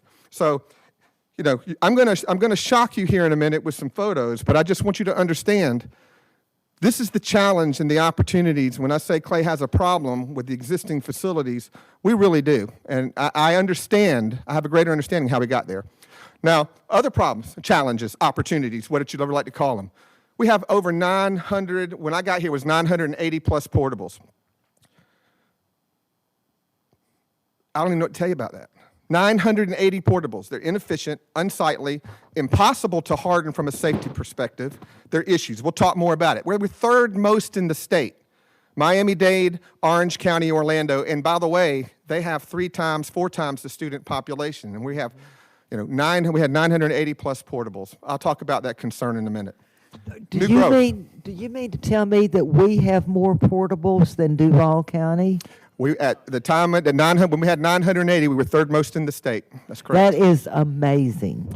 And the issue is when you look at Miami, we were third. Miami-Dade was first, and Orange County, Orlando was second. As a matter of fact, I was speaking to a reporter who happened to call after this information got out, and she said she went to Miami-Dade and she spent her whole time in portables in Miami-Dade. So it is not the most optimal situation for our students. Time has changed. We have to address that. Portables are a concern from our operations standpoint. New growth. I'm not going to talk much about the new growth tonight because we've talked about that before. But we have, in addition to our $318 million that I'm going to identify for you in a second, we have $300 million in new growth that we know that's coming. You know, there's a need for 5 to 7 schools in the next 10 years. 15,500 plus new homes coming in the next 10, 6,600 students coming in. You know, the new growth is coming. So we have those additional needs as well for new growth. So let's talk about reality. I'm not here to talk just about Clay. I mean, we have the same challenges all other districts face. They're facing the same thing, old, worn-out facilities in need of renovation. They face the same state cuts we face. You know, they're losing funding as well. Some of them are facing new growth. I can tell you, we're projected to be the #1 growth, the highest growing county in the state in the next 5 to 10 years because of that First Coast Expressway coming through and what that's going to do for South Clay and Southwest Clay. All you have to do is take a look across the river and see what's happened with Rivertown. You'll find about we've talked about that growth. That growth is coming. That growth will not be stopped unless we hinder it ourselves in the sense that people will possibly choose not to come here because of the condition of facilities. So the reality is we have the same challenges of all the other districts. No funding. I got it. We have limited funding, and the funding we have is restricted for specific purposes, and we can only use it for X. So there's this old saying, y'all have heard me say it, authority without capacity is futility.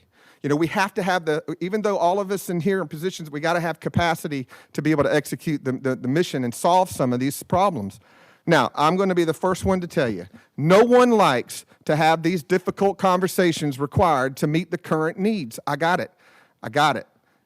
There's never a right time. There's never going to be a right time to discuss this. And it's probably one of the reasons it's never been addressed, because it's never the right time. But I can promise you this, the challenge remains. The challenge is going to happen. I mean, the challenges will be there. It doesn't matter. It doesn't matter. I mean, whether you're for it, for against it, I'm for a solution. Whoever sits in this chair behind me, whoever sits in the chairs behind you, they can vote you in, vote you out, vote the BCC in, vote them out. We have the same challenge. And at that First Coast Expressway, that summit the other day, every organization spoke, and everybody recognized we've got an issue. Our district spoke, Mr. Davis spoke, the county spoke, CCUA talked about their challenges with infrastructure, AT&T and the infrastructure with what we have to do to set up infrastructure to deal with the growth. That growth is coming. It's not going to be stopped. And while we're doing that, the facilities get older every day. Something is breaking every morning, and I found out at stand-up. So let's take a look at some of this. So remember, I told you we end up with about $8 million, and it's about $160,000, $170,000 per school for the year. What you're looking at is, you'll see a bunch of pictures. Now, I am not showing these pictures to shame our team. I'm showing you the pictures because crises happen every morning that bump projects that force us to go take care of HVAC, plumbing, and roofing issues that are just failing. Here you're looking at rooftop units. We're going to fly through a bunch of pictures very quick, so just Ms. Bola, hang in there with me. We're gonna be flying through some pictures here. This is the rooftop unit at Orange Park High School, and there you go. That's the other part of that. Just that project alone is over $1.2 million. Now there you go. There's more than 25% of what we have for capital available for that particular, if you take $170,000 a school.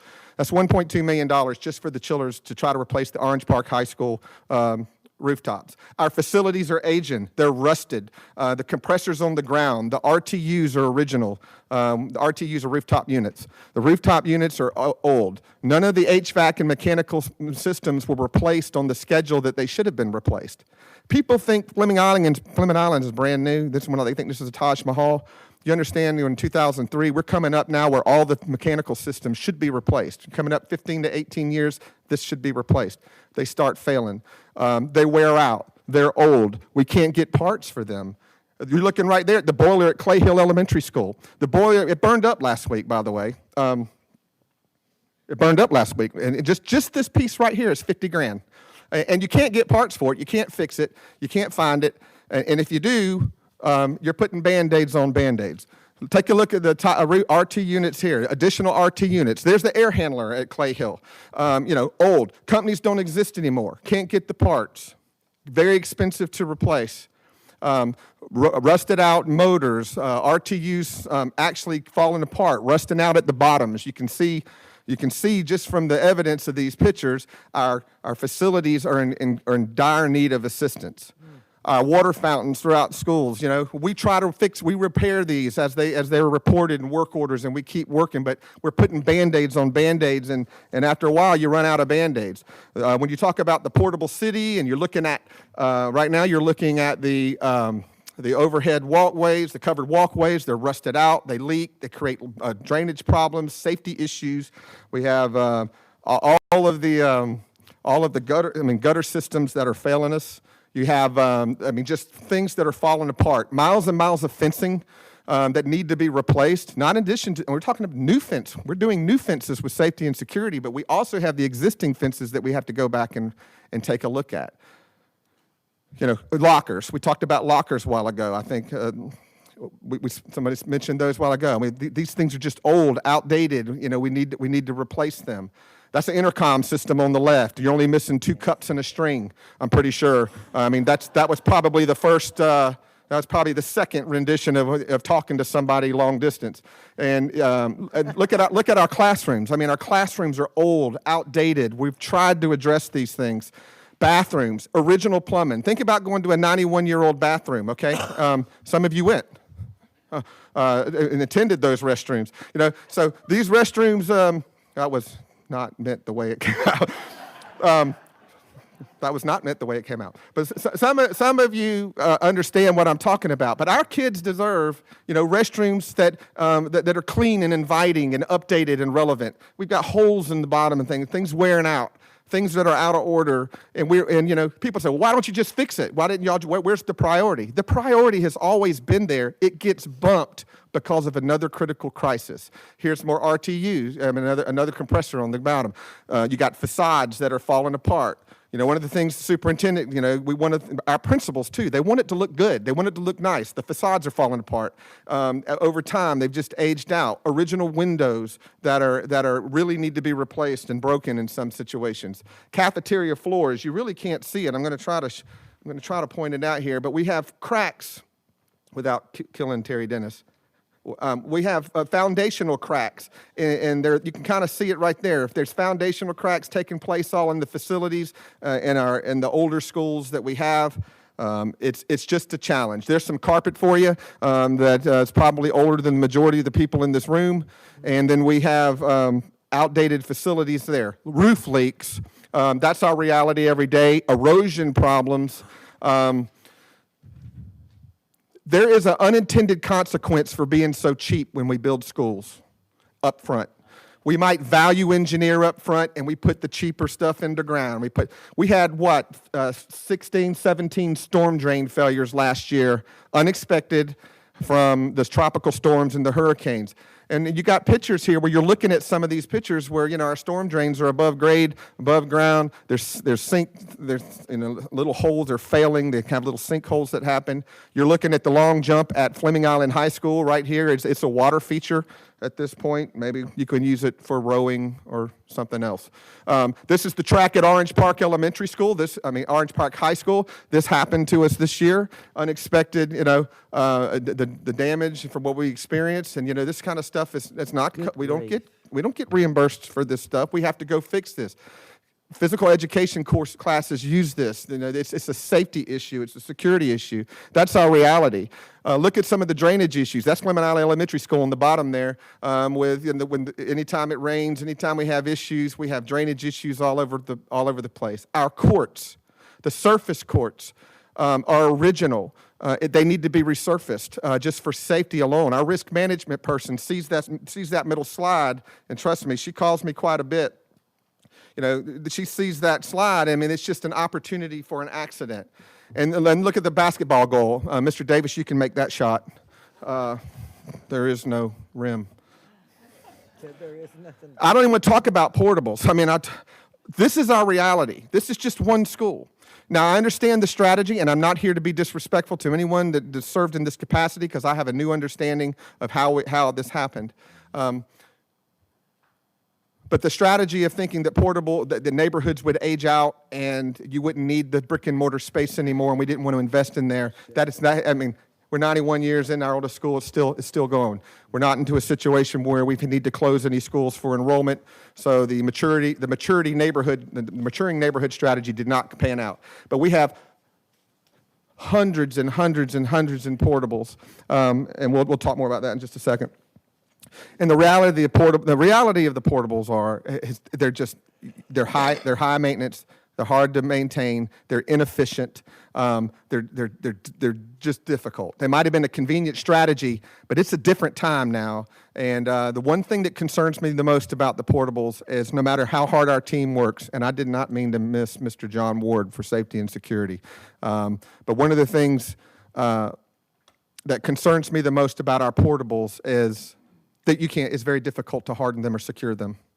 God forbid, God forbid. You don't even have to come on the campus and could do some significant damage. We have to do portable reduction. We have to start getting rid of the portables. So the reality is, here's some other embarrassing photographs. And I'm not doing, this is real. Bathrooms that are broke, ceilings that are falling in, and those are shop ceilings, and how in the world did it get that bad? How did it happen? It was always an intent to try to do something with it, and an air conditioner broke, plumbing broke, roofing leak, something bumped it. Out-of-date hallways. Talk about IS for a second. Mr. Bunkley and his team, and Mr. McCauley, I tell you what, they've done an unbelievable job in the last 2.5 years correcting some of the issues and some of the challenges that they faced, but providing network. In 2017, when we got here, we didn't have Wi-Fi in all of our schools. Help me understand why principals were doing fundraisers to try to buy a wireless access point so they could decide which hallway gets access for the internet and which one doesn't. That was 2017. Thanks to Mr. Bunkley and his team and our team, we teamed up, we got together, we combined, we do what we need to do. The system's lit up today. I mean, they should have Wi-Fi. Other schools, districts had Wi-Fi in 2000, for goodness sake. There's no excuse for us to have been in that situation, so we correct these issues as we go. So here's the reality. I mean, that's just a sample of the pictures. Same challenge as other districts. We have the same challenge as other districts. And for anyone to think that we don't, if anyone thinks that, we don't, they're just unbelievably in denial. And I encourage them in a respectful way. I encourage them, come walk with Mr. Hans or spend a day in maintenance, or come start at stand-up and find out what's broke and find out how his day gets shifted from crisis to crisis. Now, we're not alone. 24 other districts have had to have the tough conversations that we're starting to have, regardless of strategy. Those 24 districts have already walked down this path. Alachua, Bay, Brevard, Calhoun, Escambia, Flagler, Hernando, Highlands, Hillsborough, Jackson, Lee, Leon, Liberty, Manatee, Martin, Monroe, Orange County, Osceola, Polk, St. John, St. Lucie, Santa Rosa, Volusia, and Washington counties. They've all already been down this road. They've all had to have these tough conversations about what we're going to do. And I can promise you, as hard as those pictures were to show about the reality of our existing facilities, I don't think there's a person I've run into that doesn't agree that our kids deserve better. Our teachers deserve, our employees deserve relevant facilities that are dependable and reliable. So, our goal every day is to go out and try to execute that mission. Boy, my mission is almost unobtainable, and they have to live it. Everything works every day. Boy, just think about that. We could get to that point. So let's talk about the possibility of what a half-cent sales tax, or what a revenue stream, whether it's this or any other stream. We looked at the superintendent, Davis, he showed you all the options. What are options? We looked at general fund. General fund's not an option. You can bond out. Yeah, when I last checked with Dr. Lugutko, the most we could probably bond out would be what, 100 million to bond out to build new schools. The problem with bonding out to build the new schools is you have to repay that debt and debt service. That debt service comes a lot of the time from impact or new growth or LCIF or other areas that impact our ability to take care of existing schools. So let's talk about Ed First for a second, the needs assessment that we put together. I want to talk to you about the goals about that and why 24 other districts are having to take a look at a solution. And I will encourage anyone to have the conversation with me. I'm all fine with people saying no, anti this, we can't do this, can't do that, can't do the bonding, can't do the general fund. We do not have enough capital dollars. The state cut us. They don't want to do the HACCP. The millage is limited and what it can be used for, and it doesn't meet the need. I need a solution. We need a solution to the problem. So one of the things about the revenue strategy and why 24 districts have looked at it is we want to provide the best. We're talking about elevating Clay, and we've done great things, and I commend our teachers and our administrators and our kids for what they've been able to do in the facilities they're in. If we're going to attract and recruit the best, if we're truly going to elevate and compete with number one, if we're truly going to make Clay County the best place to live and work, we're going to have to start looking at an equitable revenue strategy that makes it work. When we did the needs assessment, and I'm going to show you this in a second, when we did the needs assessment, we decided, okay, what would we do? We called it Ed First, Education First, because it's FIR as a Facilities Infrastructure Restricted Sales Tax. 24 districts have done this because it's a more equitable way to share the responsibility of what's coming. And providing safe and relevant facilities for eligible businesses. The $5 for eligible $1,000 is one of the best ways to get it done. Other reasons that they pursued it is because of the impact on local development and what it's going to do for the schools. We put that back in our schools. Local development and local business participation is also a win. So 24 districts before us have seen this as a possible solution. Not a popular one. Got it. Understand. It's not the most popular, but we need the school district could receive the local support that it needs to fix these existing issues and address new growth. The main thing is it would not burden further property owners. It's not just about property owners carrying the load, and revenue reinvested in local economic development. I want you to think about something. When we go across the bridge and you go to the St. Augustine outlet malls and you go to the beach for the day and you go and you stop and you go spend any dollar anywhere, you're supporting that school district. With the First Coast Expressway coming in, why would we not consider as an option, after we review all the others, why would we not consider as an option setting up a revenue stream that's going to support our children and our facilities and give us the opportunity to compete and be relevant? The power of a penny. I've been asked the question, what's the value as of right now? What is the value of 1 cent in Clay County? This comes directly from the Florida Department of Revenue. And when you take a look at it, 1 penny generates $26.9 million. Now, this was the estimate as of the end of September 30, 2019. Every year, Florida DOR gives another one. But a half cent is would be 13.4. $13.4 million a year for 30, for however long the term would be. We were looking at a 30-year because of the needs, over $600 million in needs. So our capital development project was a 30-year plan development validation. So we did a survey. This team, our team, it wasn't just me. Our team did surveys. We got school administration to give us surveys. I met with each one of you on the needs assessment, and we looked at what the problems were, what was reported. Each one of my team, Phil had all of the trades, all of our existing trade individuals, our certified trades individuals, HVAC, plumbing, roofing, carpentry. We looked at the facility school by school, and we made an assessment based on what do we need to do to currently fix our facilities. Dr. Kemp, may I ask you a question? Yes, ma'am. Could you go back one slide? Sure. So is this the slide with the extended half-cent sales tax for the BCC that sunsets, that it ends December? Yes. And the 2.372, the $2 million for the school board, Dr. Lugutko said we're currently receiving 1.7. What is that? That's correct. 8.8%. So So we're losing that. So that's the chart. That'll be the new amount. As of January 1, we'll receive 0. That chart on the left is showing that we're out of it. Okay.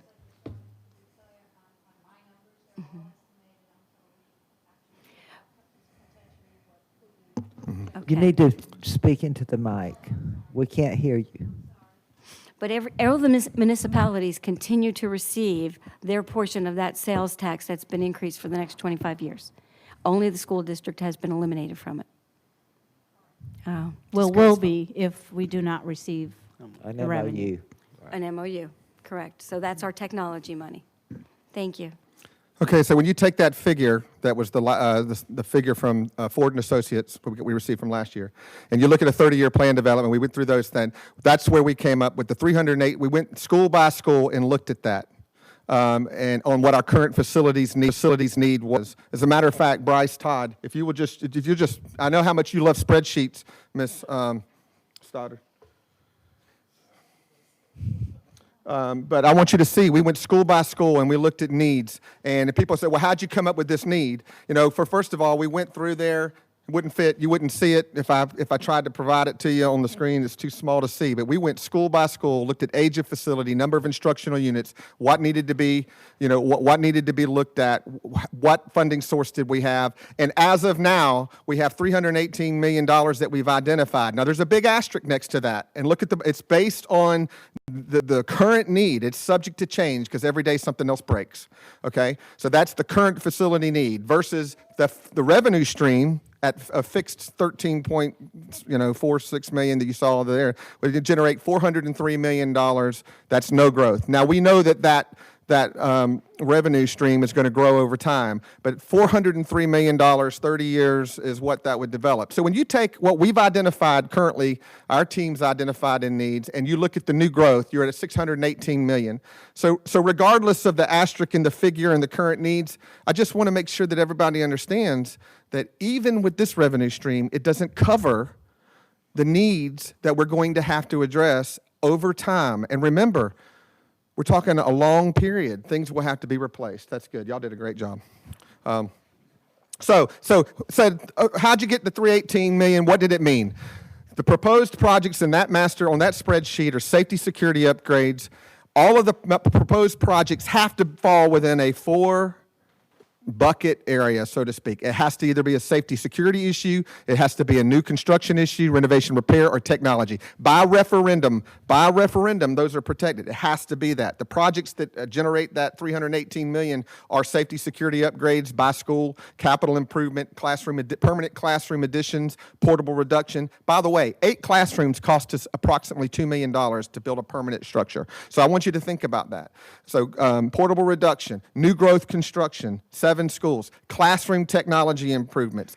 Folks, as hard as the IS team has tried, I'm going to tell you, every school deserves to have the newest technology that our newest schools have and to be prepared to engage kids. A ViewSonic projector and a pull-down white screen is not it's not the 21st century technology that we want to provide our kids. Energy efficiency improvement, building envelope, that's roof, ceiling, lighting, anything that envelops the building.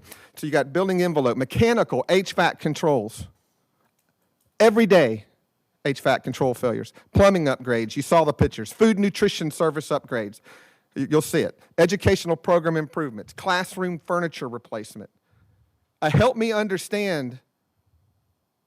help me understand, because I could not understand why we were purchasing equipment off of Gov Deals to save money. I'm all about saving money, but we're buying other district stuff they're getting rid of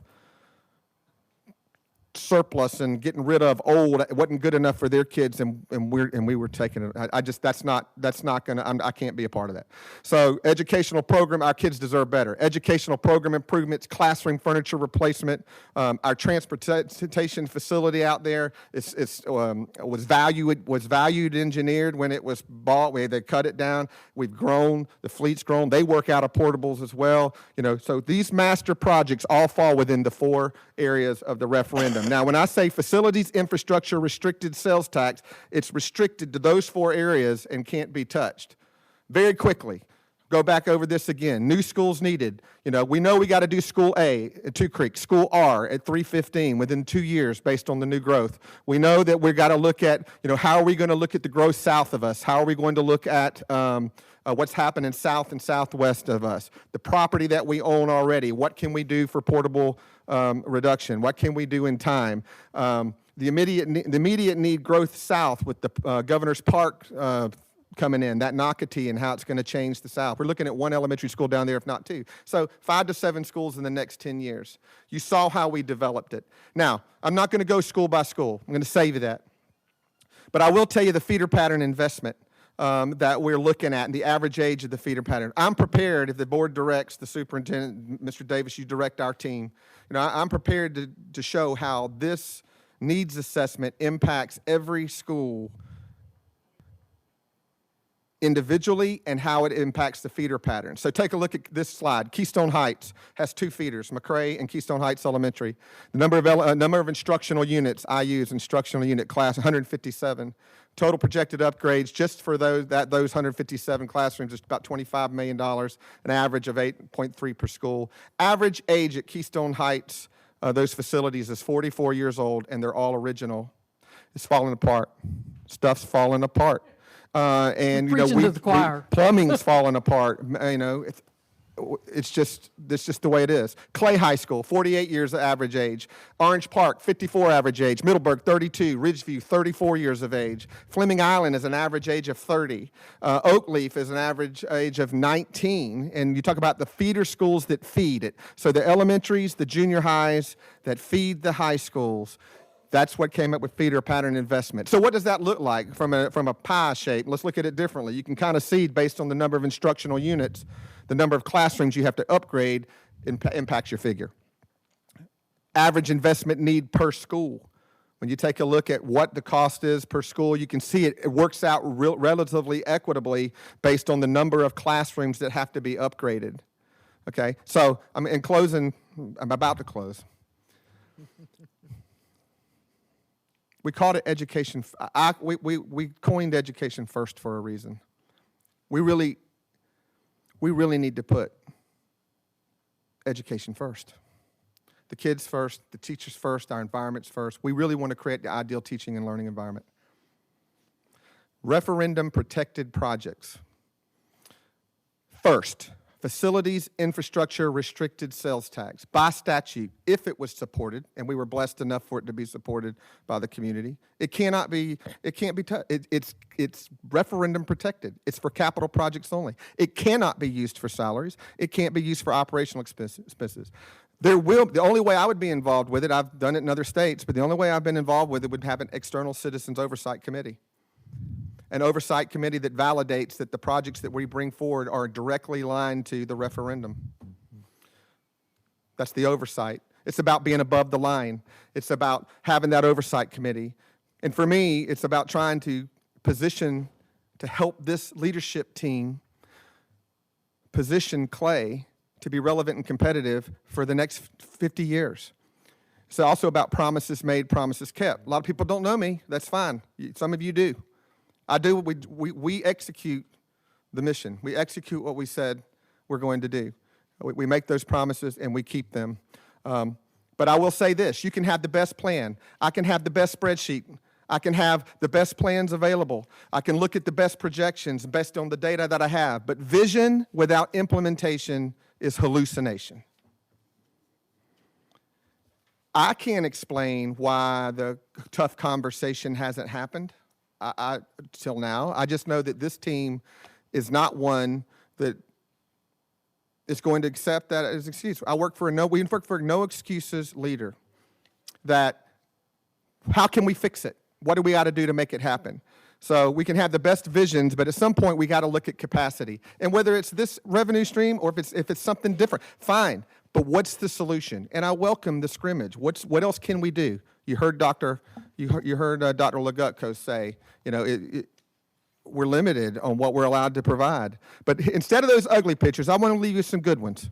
Safety and security upgrades. Imagine, if you talk about vision, all new fire alarm systems, we're working on surveillance. When I got here in 2017, Not even 40% of the schools had surveillance. I can tell you 100% of our schools right now have some type of surveillance. When I first asked how come we do not have surveillance in our schools in 2017, when I asked that question, you know what the response was? We don't have those problems here. Well, let me explain something to you. Wow. I want to explain something to you. Wake up. And then when I found out we didn't have anything worth stealing in some of the classrooms, now I figure out why we don't have it. So safety and security upgrades is a problem. HVAC, this is what your chillers and your handlers and controls should look like. Brand new, ready to go, relevant, efficient to provide ideal teaching and learning environments. Technology in classrooms, upgraded safe equipment, resurfacing the courts to set those facilities up to take care of our community's children for the next 50 years. Plumbing upgrades, you know, redoing every bathroom in the district. Water conservation, filtered water stations at every school, and what we're working on with that. Kitchen and cafeteria improvements.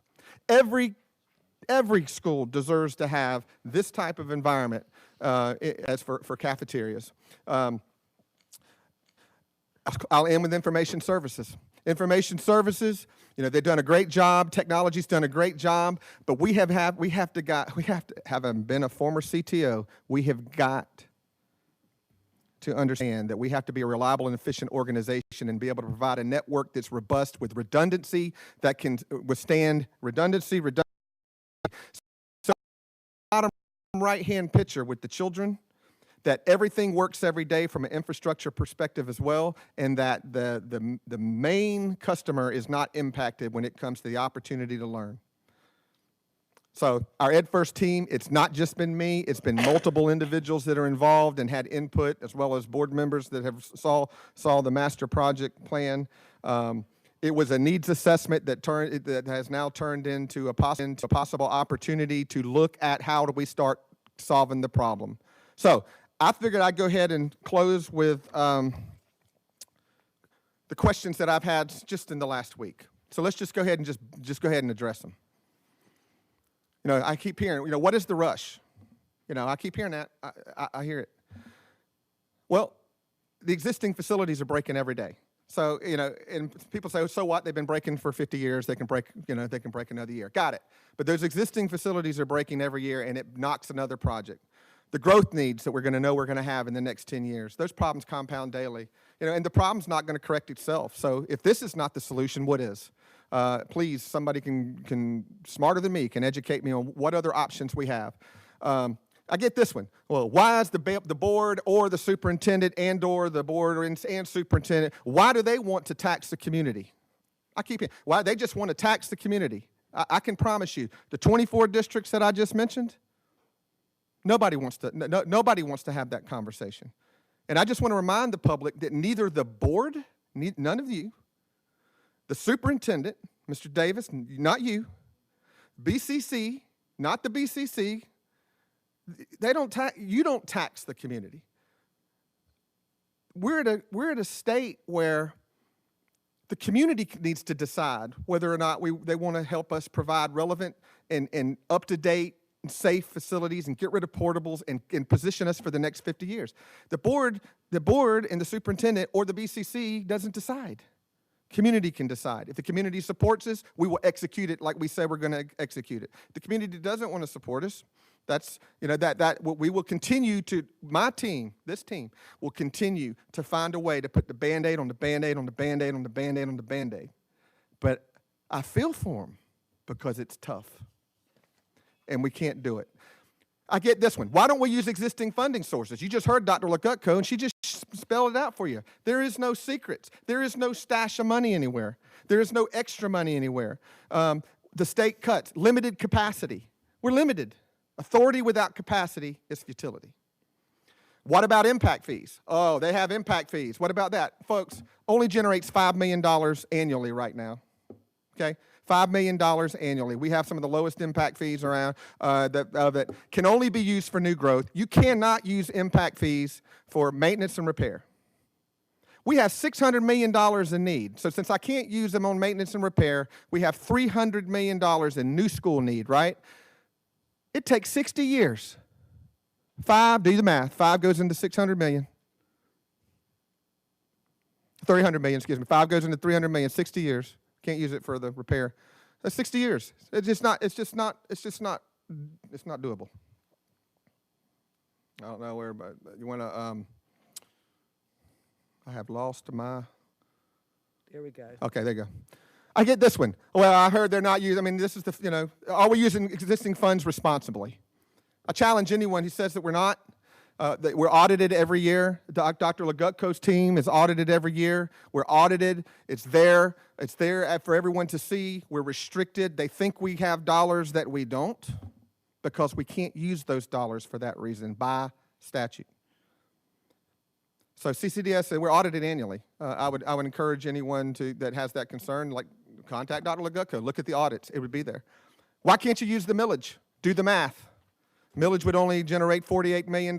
We have $600 million in need. $600 million is greater than $48 million, and that's a limited revenue stream. Can the school board redirect this revenue source? I've heard this all, they just want to get their hands on it. They want to change. Let me tell you what, no, you can't. And if I had to put my MC Hammer pants on and dance around, no, you can't touch that part. Once the referendum,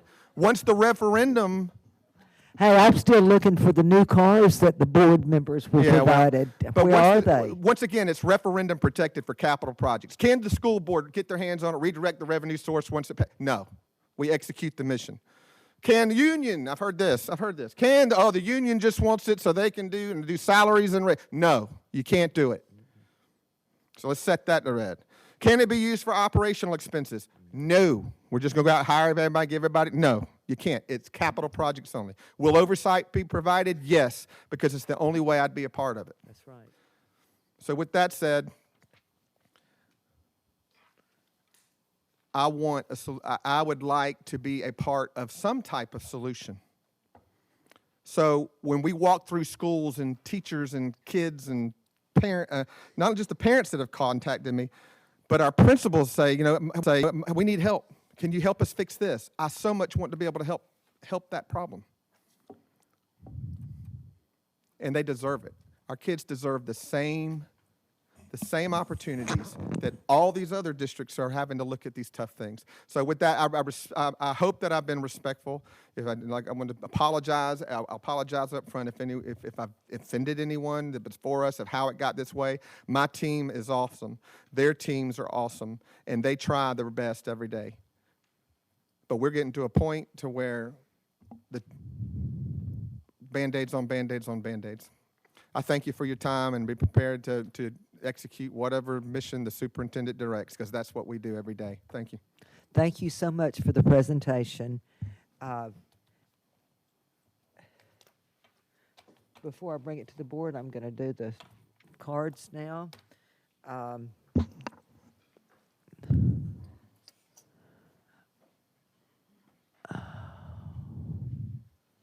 Mr. Otto?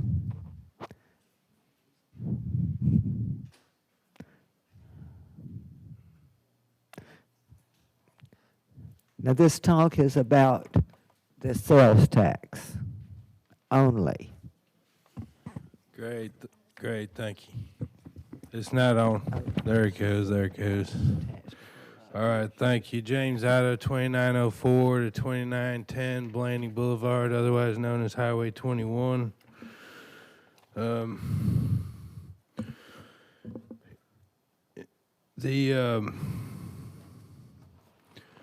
I would have to say I'd agree with the half cent and probably even a full cent.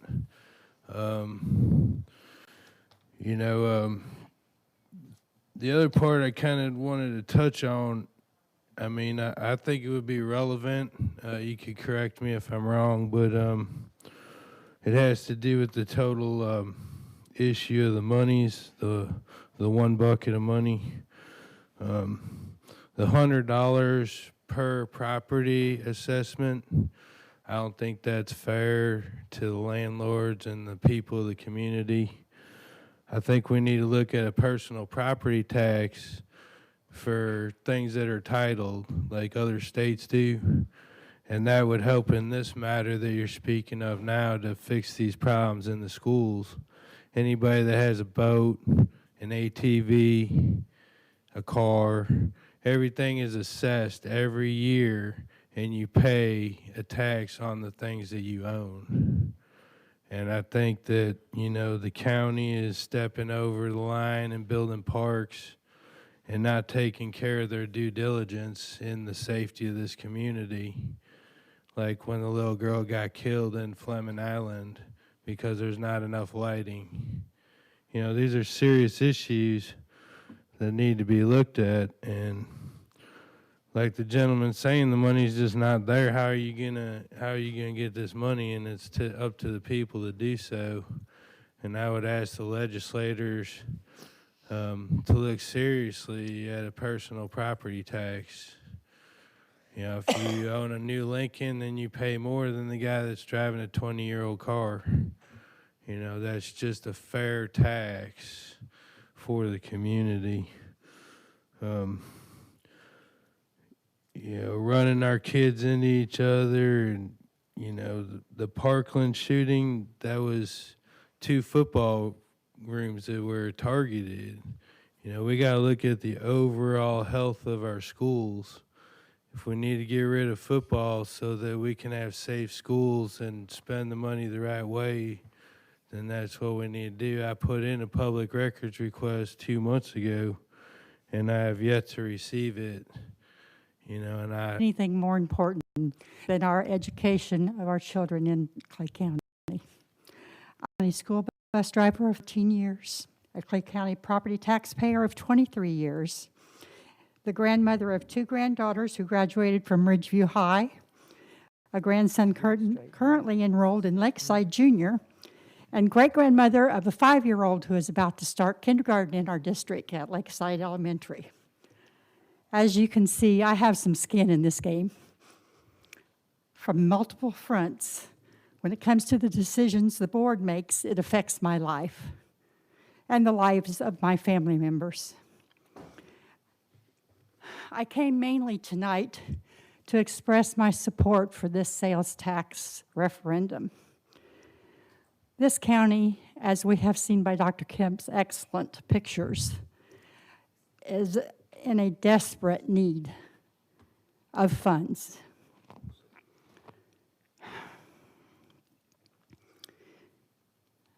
We need to act now. It has been put off. It has been kicked down the road time after time after time. And all that results in is more problems, no solutions. Regardless of what people have done in the past, you all are here now. Think, please, of why you ran for school board. I have spoken to many of you individually over the past few years, and I know that in your hearts you all want to help the children of Clay County. Keep that in mind. There is never going to be a better time than now to act. The longer we put it off, the worse it gets. And none of us know how many more opportunities we will have individually to make a real difference. This is your chance, regardless of what happens when elections come around, to do something now that is meaningful and will last for a good long time. Don't pass up this opportunity. You have already made changes since our last election in the direction the county district is taking towards its employees. It's very encouraging, but it must be ongoing. It must be followed up with continued efforts. Excuse me. I'm not a big football fan, but I have watched a few football games over my lifespan. And to make a kind of simple analogy, we all cheer with yardage gains and first downs. But it's the follow-through, the consistent long-term effort that wins the game. That's what we're in, folks, a very important game. Let's put Clay County on the road to the championships. Thank you. Thank you so much. That was very eloquent. You did great. All right, Rebecca Smith.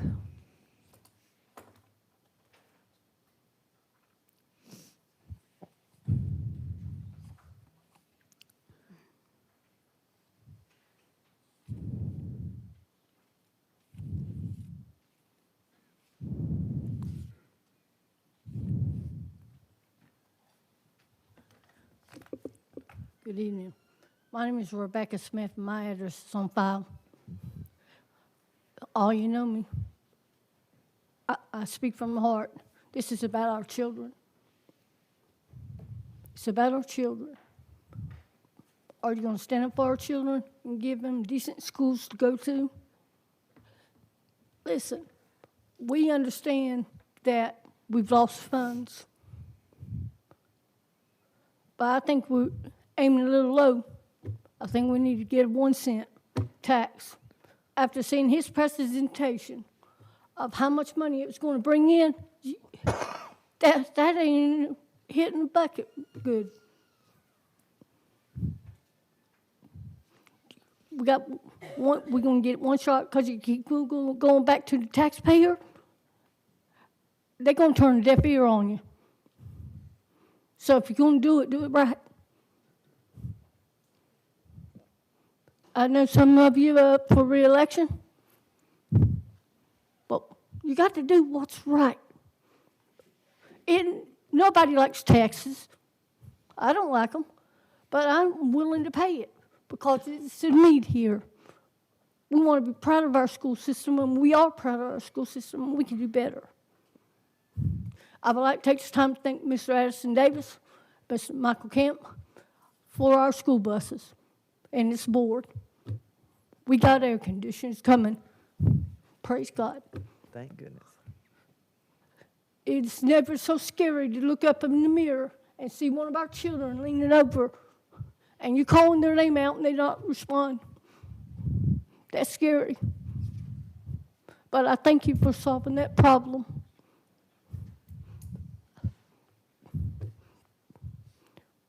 Them pictures, that's shameful. But it's not your fault because you didn't have the money. The money's not been there. We're getting cut taxes. I mean, what was that, Pinco? Or, Pico. yeah. You losing that money? And if the citizens of Clay County want to be upset about this, you need to talk to people in Tallahassee. They put us in a spot. We didn't ask for this, but we have an obligation to do what is right. It's not always popular, but you need to do what's right. Because we, the voters, we're watching. You ask Mr. Kemp to do a job in his team, give him the stuff to do it with. Just patching up business is insane. It's a waste of money. We need to fix the problems. Okay, the next speaker, Mary Holtkamp.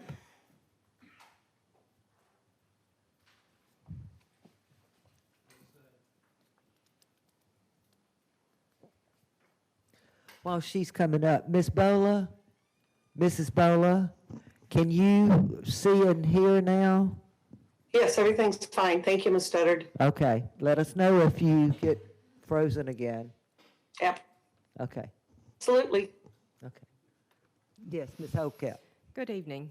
My name is Mary Holtkamp, and I live at 1562 Linkside Drive.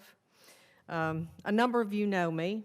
I am a retiree of the district, and I am coming to you tonight not to say what we should or should not do. I am bringing to you the questions that I have had to field, and some of them I have answers for, some I don't.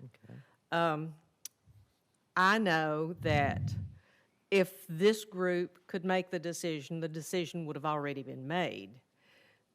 The problem is that there's an uphill challenge with the voters not on whether they're going to reelect you, but whether they're going to vote for this tax increase. So I came tonight to share some of the concerns that I have had brought to me.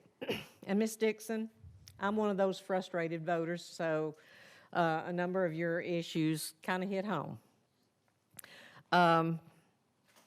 Among the things that I have had to try to answer are, if we're in such bad shape, why did we not ask for a half-cent sales tax when we asked for the increase at the last election. And the millage. I don't We can have that answer. We can You- answer that. I know you can, but the voting public, as you can see, not many are here tonight. So the thing that I would challenge is get this information out to the public. I agree. I agree with all of the statistics that have been mentioned tonight, but that's in this room.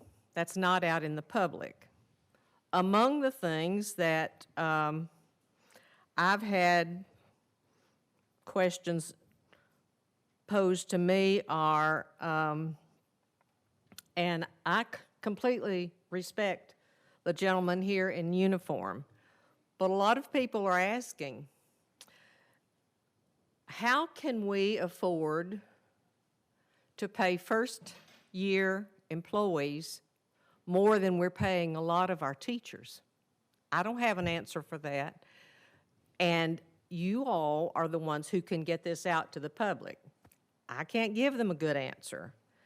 The other issue that I have tried to field and I don't have an answer for is, why do all of these new police officers need vehicles when they're going to a school just like our teachers go to a school? They're not on patrol.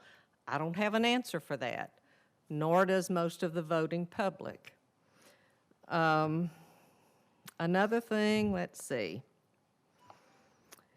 is we need to, I guess the biggest thing is we need to get the message out to the public if we're going to change the public's view before they vote, whether it's this year or next year. That's the challenge that we face. Thank you. Okay, thank you. And we have taken these down, and I agree, the public needs to be informed so that there's no questions like this that aren't answered. And I know Mr. Davis and the board will see up to that. Okay, the next card is Angela Ledbetter.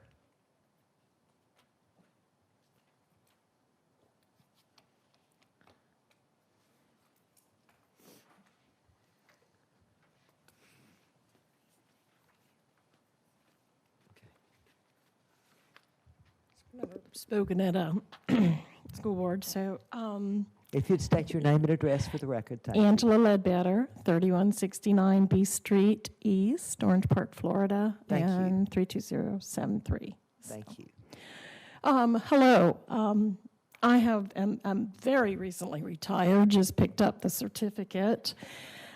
Along with Miss Dixon. Is it Miss Dixon? Yes. So I would like to say that I have been the recipient and working in a lot of the things that Dr. Kemp addressed, a lot of the buildings, seen a lot of the things going on. I've been in the trenches. And that's basically a lot of times what I would call. My last 19 years was spent at Clay High School, which I loved working at. But it was, I think, there from 1970. And our program's moving over to another part of the building that still had carpet from that time frame. Now that's just been removed.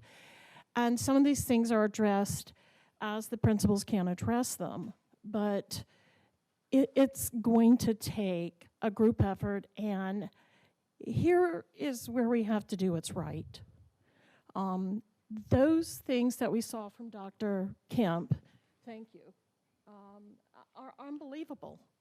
Unbelievable. Not the fact that we have to teach in it, but the fact that our students are there, children are there, and the ones that we teach. So another thing that I would like to address that, I hear these things that come through over the, the things that people just say that they just don't even know what they're talking about. So, and it's outrageous. They don't know, they just say it. Our students are very successful. My children graduated from these schools. I can tell you nuts to anybody who thinks that they're not prepared. My son graduated from Orange Park High School, one of the oldest schools, in 1994. and has just received in March his second master's degree from Princeton University. So I know for a fact we prepare these students. My students are out there every day. You see them in jobs in this county that you are not aware of. Because I have students who have graduated and are paramedics. I teach in the health science program. Your nurses, your CNAs, we are out there and they are back in these communities giving back. And they are employable and ready to go to work. But without the new technology, which in our field of medicine is required, we're not sending them out as prepared as we can be. So that's a real serious concern to see that there's no money, coming in. We were making do, and things are coming along and along and along. But I've been here so long that I can tell you I know of the old attitudes, let's just fix it. But that doesn't work anymore. We've got to work together, and we do have to support the sales tax. And I agree, 1 cent is still too small, but at least a half cent may get us started. So, Thank you. Thank you. And the next card is Ken Willie.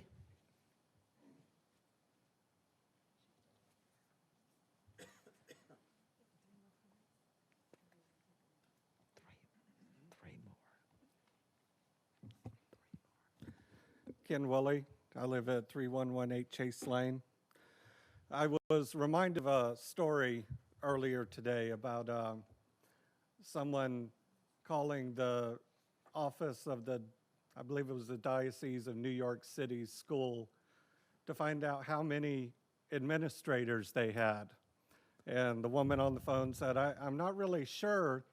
Hold on a second, let me count. And she stood up and counted, and I believe the number was 8. 8. I'm pretty sure it was. Okay. And how does a school district that size survive with that small of an administrative staff? And I couldn't find the story, but maybe I will, and I'll email it to you. But one of the things that I did find was a chart that said that we already spend more money on taxes than we do on food and housing combined. I think it's time for the school district and the county and the sheriff's office and all of these departments to find ways to tighten the belt. Because I see these spending projects coming up week after week and wondering, why is that money being spent? So get together with those departments, see if you can find ways to save money. And once you do that, then come back and ask again. But right now, I think there are other ways you can find this. Because once you find a way to feed this spending habit, then you're going to need more money in the future. And you've already raised the taxes once. If you do it now, what will you do next time? So I'm asking you, find ways to save money. Don't look for ways to feed your habit. It said, someone earlier, that if you float a bond, you have to pay that back. Well, taxes, you don't have to pay that back, do you? You just take it from the people who actually earn it. That money belongs to the people of Clay County. They sweat for that money, they earn that money belongs to them.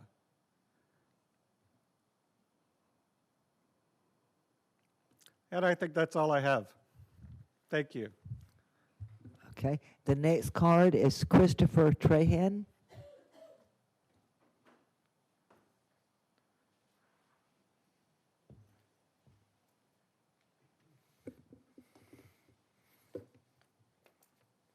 Christopher Trahan, my address is on the card. Okay. Been hearing this this chant for quite some time. You know, budgets reflect priorities. You know, you hear it come up quite frequently at bargaining, and now we get to look at it at the state. You know, at the time that we passed the millage, the PICO fund wasn't an issue. Okay? Now it's an issue, and now we have to figure out a solution to that issue. And it's painfully obvious that the state does not prioritize public education. They zeroed us out, and they rerouted that money to charter schools, where the money is not held responsible. Dr. Kemp, I wish I'd known that you were taking photos. I would have been happy to email you one, because by sixth period at my school, in my portable, because I'm one of those 900 that you spoke of, all right, Orange Park High School, I'm near 80 degrees by sixth period. How many degrees? Near 80. Okay. With a classroom full of teenagers. Do I need to talk about how my day ends? We have a professional, moral, and ethical responsibility to our students. It's my job to educate them. All right? It's your job to make sure that the facilities are maintained so that I can do my job and that my students can do theirs. We need the half-cent sales tax. If the state will not take care of us, it is our responsibility to band together and take care of our schools. If you don't have students in the system, you still benefit from these schools, because our students are the ones that are going to be employed at your business. Their life skills start with us. This is a long-term investment. We are helping them build their portfolio. And they're going to take those skills onto a vocational school, onto a secondary education, post-secondary educational experience, into the workforce. A half-cent sales tax is nothing compared to the payoff at the end of the road.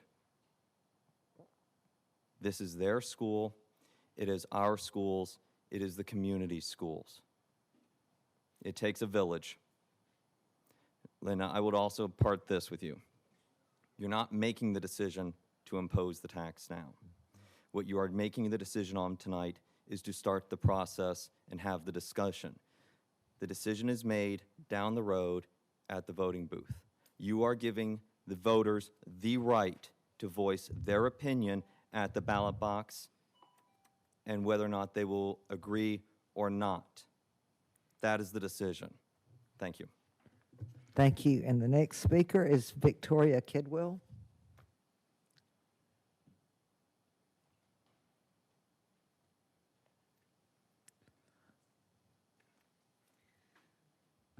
I bet you thought I was never going to call your name. Am I the last one? No.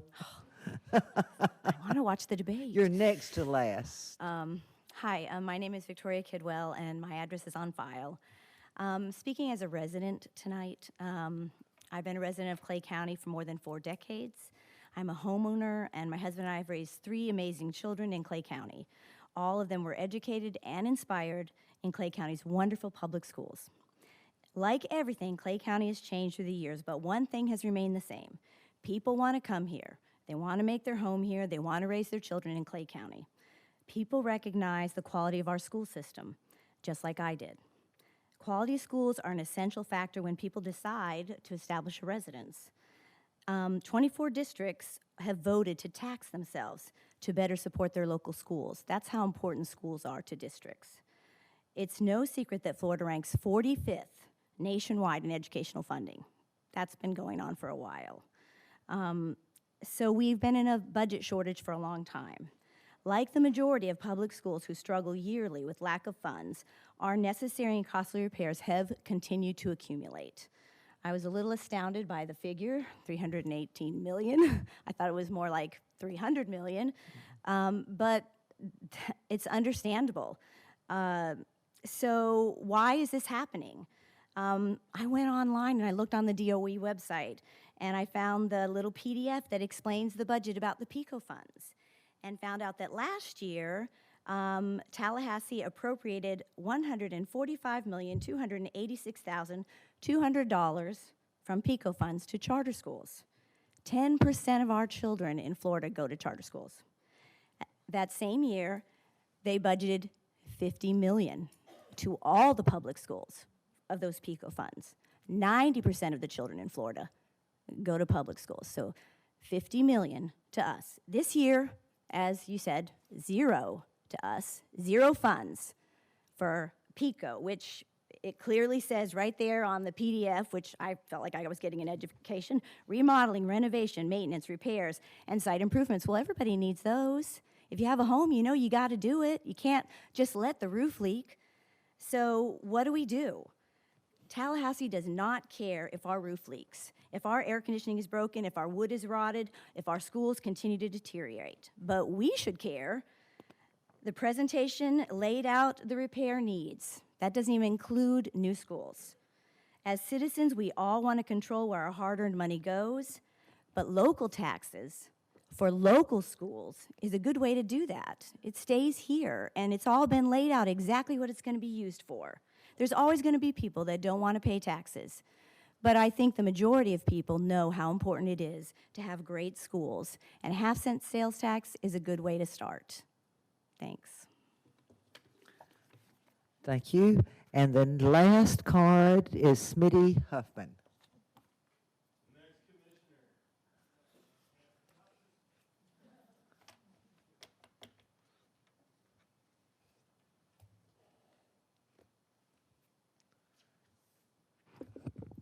Smitty Huffman, you have my address on the card. Pretty much about 3/4 of what I was going to say has already been said. So I'll highlight a few things. My statistics are close to what I've heard, but not exactly. I thought we were 47th in teacher pay in the United States, in Florida, and I thought we were 46th in per pupil expenditures. I do know that the pupil expenditures is equivalent to what Florida did in 2008. Okay, so when it's equivalent to what was in 2008, we're looking at 11 years ago, kind of like the maintenance on the schools. Overall, there's been about a 9% drop in provided funding for public schools in the state of Florida since 2008. So when you have a 9% drop in funding, it has to come from somewhere. I teach at a portable. I'm one of the 900 and change. My portable also, I think they have it on a timer. I've tried to figure out how to go around it. I get 80-degree weather or 80 degrees in my portable before the end of the day as well. Of course, I have third grader little linoleum lizards running around. And basically $400 million was given to charter schools. All right, and zero in PICO funding total. So yes, charter schools are actually about 3%, not 10%. 10% includes all private schools and all Christian schools in the state of Florida. So 3% of that student population was charter schools. All the other statistics were given. I did want to, since they were given, I'll just give you a few urban social media myths. We won't ever have time to establish a police department in Clay County. That's a myth. Also, you're going to go to jail if you don't do it right. That's for all you school board members. There's over 900 years of experience in that police department. And I've had people come to me and say they don't want rent-a-cops, they don't want mall cops, and they don't have a clue that everybody in that police department are certified law enforcement officers. And like I said, I think the lowest has at least 5 years of law enforcement experience out of the 47 that have been hired. So that's an urban myth. One of the school board members is driving, oh, by the way, I heard the same one, except you're driving a car, a brand new Charger with tinted windows, so you can't be seen. Ooh, okay. Where is it? All right, so I want to make sure that. All right. So I just think the whole thing on the urban myth, you know, and when I ran for county commissioner, because people talked me into it, they're going to have a harder time this time. I had people lie about me, okay? Really? And there are people that are lying about what the school system does. I respectfully can disagree with you if you have a different philosophy. I don't respect for you, and I actually lost some people that I thought were friends because they lied about me, and I won't associate with them again. So hopefully you guys can approve putting on the referendum so the citizens of Clay County can decide themselves whether they want to do an increase. And I think some of them are confusing this underfunded state mandate that you had to use the 1 mil for basically, as far as I'm concerned, a politically knee-jerk reaction to put school security in the schools, which honestly was needed, but probably not in the manner by which it's done by the Florida legislatures. So thank you for your time, and I appreciate everything you do. Hopefully you'll go for the half cent. Thank you. Thank you. And I have received information from board members that they would like to have a short break before we bring this back to the board. So we will take a break, 10 minutes. We'll be back in our seats.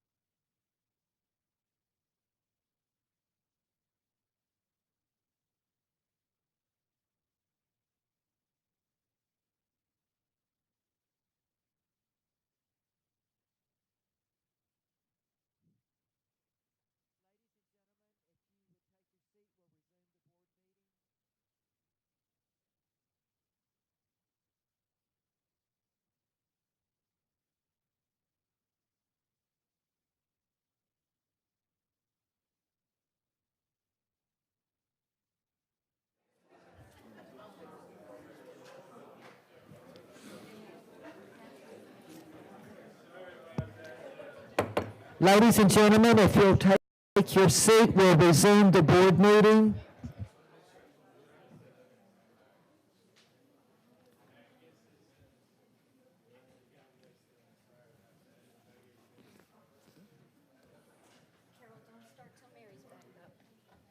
Okay.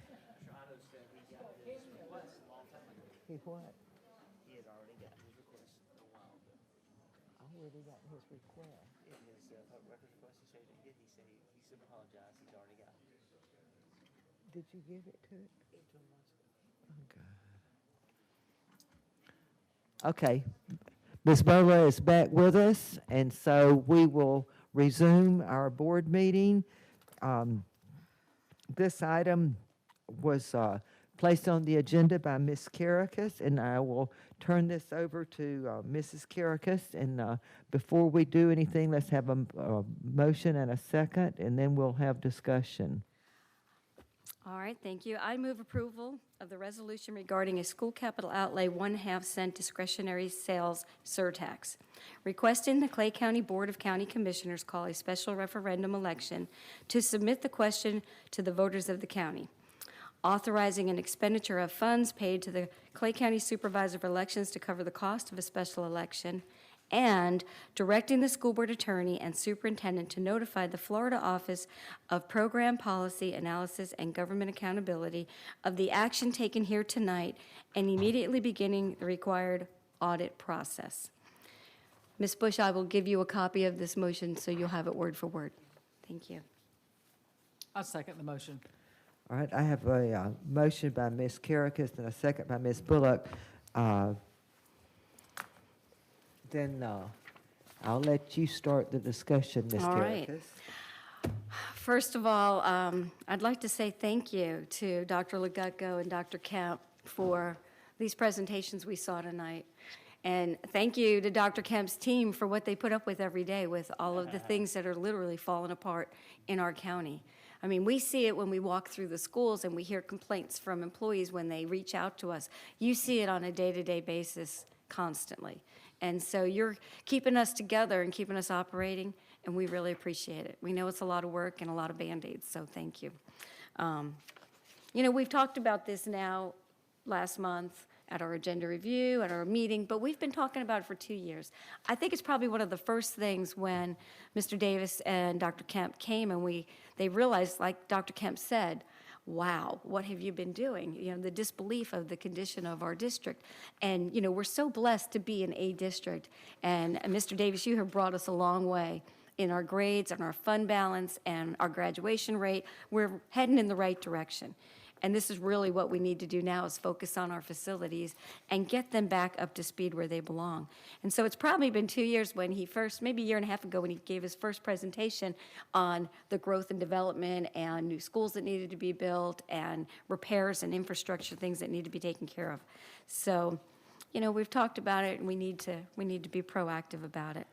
I personally have been out in the community just doing my day-to-day things, and I've had people come up to me. I've received phone calls and emails, and like tonight, the support is there. And we are not going to be raising the taxes. We're asking the voters. We're asking the voters to support public education, and I believe it's the right thing for the school board to do. School board. So I really believe now is the time because the need is there. We can't just keep ignoring it and try to fix it and hope that it holds out for another 6 months. So we need to be proactive. As Dr. Kemp said tonight, there's 20-something, 24 districts that have already gone out for an increase to their sales tax, 5 of them just last time. And, you know, I have a list of notes, but he's touched on all of it already about the PICO funding that we're losing. You know, that's $900,000 last year, but Dr. Legutko, every year they seem to whittle a little more off of it. I think when I first got on the board, it was around $3 or $4 million PICO dollars that we received. So it's gradually gone down. And that's just one thing that they're not funding like they used to. Or when the legislature does fund it, they mandate it for specific things. There's unfunded mandates, there's partially funded. We just can't seem to do it anymore. I mean, we are really, really doing more with less, and we're at the point where we need help now. So there's never a good time, as we all know, and I feel like this is the best time for us to go out, and it would be the last chance to do a special election. I think a special election is really important for us to go out on, as opposed to waiting to do it in a general election. So people who really care are going to come out, and they're going to put public education first, and they're going to vote to approve this. So I feel like we can't wait any longer. Somebody said we need to tighten the belt. We need to tighten purse strings or something. We can't tighten it anymore. We are at the max. I think we're 11th from the bottom in funding that we receive from the state. The legislature continues to cut funding to public education, and so this is our only option now. Unless somebody can come up with another additional funding stream, a revenue stream for us, we're at a loss. So I applaud the board members for saying, all 5 of us are in agreement, that we need to go out on a sales tax. And I applaud them for being proactive on this and not kicking the can down the road any longer. So I have a list of reasons why we should go out on it, but I think what I'll do is just pass the mic and let somebody else talk, and we can get back to it if I need to. Thank you. Okay, Ms. Bullock, any comments? I do. I prepared a little statement just so I wouldn't leave things out. First of all, good evening. Thank everyone for your passion about our schools in our district, regardless of what side you might fall on. In fact, if the county were to currently have the sales tax tonight alone, we would have generated revenue from each of you who went out to eat, purchased a new shirt, or the countless other expenditures that you might have made. I too am passionate about our district, and I believe everyone expects the best education possible from the Clay County School District. I also believe we would want our students and staff to be able to attend safe, clean, and up-to-date schools. Issues that are sometimes voiced are, first, stay within your budget. I have no children in school. And finally, timing. I would like to address those three items. First, I have one home in Clay County that at the most housed 3 people. Our district has 42 schools and at the least houses 403 students and at the most 2,495 students. And this does not include the staff. When I needed to upgrade fire safety in my home, I went out, purchased a new fire extinguisher, bought new and upgraded smoke detectors, and for less than $200, I was done. Tonight, we just approved approximately $1 million for parking lot lighting. Clay Electric, for about $8 a month, puts a security light in my front yard. And fire alarms for a mere 5 schools. So schools are not like the average house. And when upgrades or replacements are made, it is a major expense. Second, great schools make great communities. They raise property value, reduce the crime rate, and make our neighborhoods a place people want to live. There are certain roads I never drive on, certain Clay County fire departments that would never be dispatched to my home because of where I live, but they are there if I need them. We are all in this together. I came to this county for the great schools and lake in the Keystone area, and many of you might say the same thing. I moved off of the lake because of their fluctuation, put in a pool, and added water with my garden hose. If it goes down, then that's what happens. The schools, however, didn't fluctuate. They've stayed great all the time. Third and last, timing. When is a good time for a tax increase? I've never heard anyone say, wow, the second Thursday would be a great day for a tax increase. I've also never heard anyone say, tomorrow I'm going to be next door to a tire store. Sure would be a great time if I had a flat tire. Never heard anybody say that either. So when is a good time? Keystone Heights Elementary is getting a paved parking lot this year for their employees. It is a school that sits on about 8 acres with about 800 students, not counting the staff. They have been parking on an empty dirt lot for decades that previously didn't even belong to the Clay County School District. It recently has been repurchased from St. William's Catholic Church and now is being paved. Or how about Keystone Heights Junior Senior High School that opened in 1974 with students aged 12 to 18 or 19 years of age on the same campus. When the school was built and then opened, the residents were told, next, you will be getting a junior high. 45 years later, the residents are still waiting. So you see, we're right about timing, and we are way past time. At least 45 years past time. A half cent is money well spent. Thank you. Okay. Ms. Bola, did you want to make any comments? Oh. You know, I always want to make comments, Ms. Stutter. The question this evening is not necessarily whether we need a half-cent sales tax or not. We are all in agreement for a half-cent sales tax. The greatest question that I've had in considering this for quite literally, we've looked at it for 2 years. You're absolutely right, Ms. Karakas. Dr. Kemp shared his visions and his needs with us 2 years ago when they first did their analysis. My greatest concern is the fact that we are going to be spending $180,000 to do a special referendum. What could we use that $180,000 for? Well, that $50,000 boiler that Clay Hill needed, we could definitely cover the cost of that. We could cover the cost of possibly maybe repaving one of the cafeteria floors. I'm not certain. I don't know what everything costs in that respect, and they're all incredibly huge expenses. I believe it was Ms. Boatwright, if I'm not mistaken, who mentioned the fact that we need to take our time in educating everyone who's involved with this. The people who make the decision for this, Mr. Trahan said, are the citizens of the county. We are putting this forward to the citizens of the county. They will make that decision. I don't want to kick the can down the road. We're looking at 30 years of a half-cent sales tax. We're looking at, if I'm not mistaken, we were looking at possibly the end of August, beginning of September, or the end of September, beginning of October for this referendum. That's a few months. Yes, we were able to form a police department in a few months. We were able to get our millage passed. That was a knee-jerk reaction, as Mr. Huffman said, from the legislature for our safety and security needs, and we got it done. We have yet to see the millage for that. We have yet to see any income from that millage.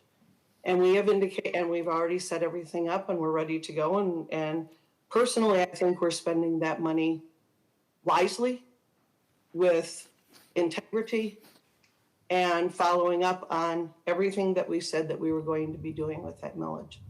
My greatest concern is that we educate the public.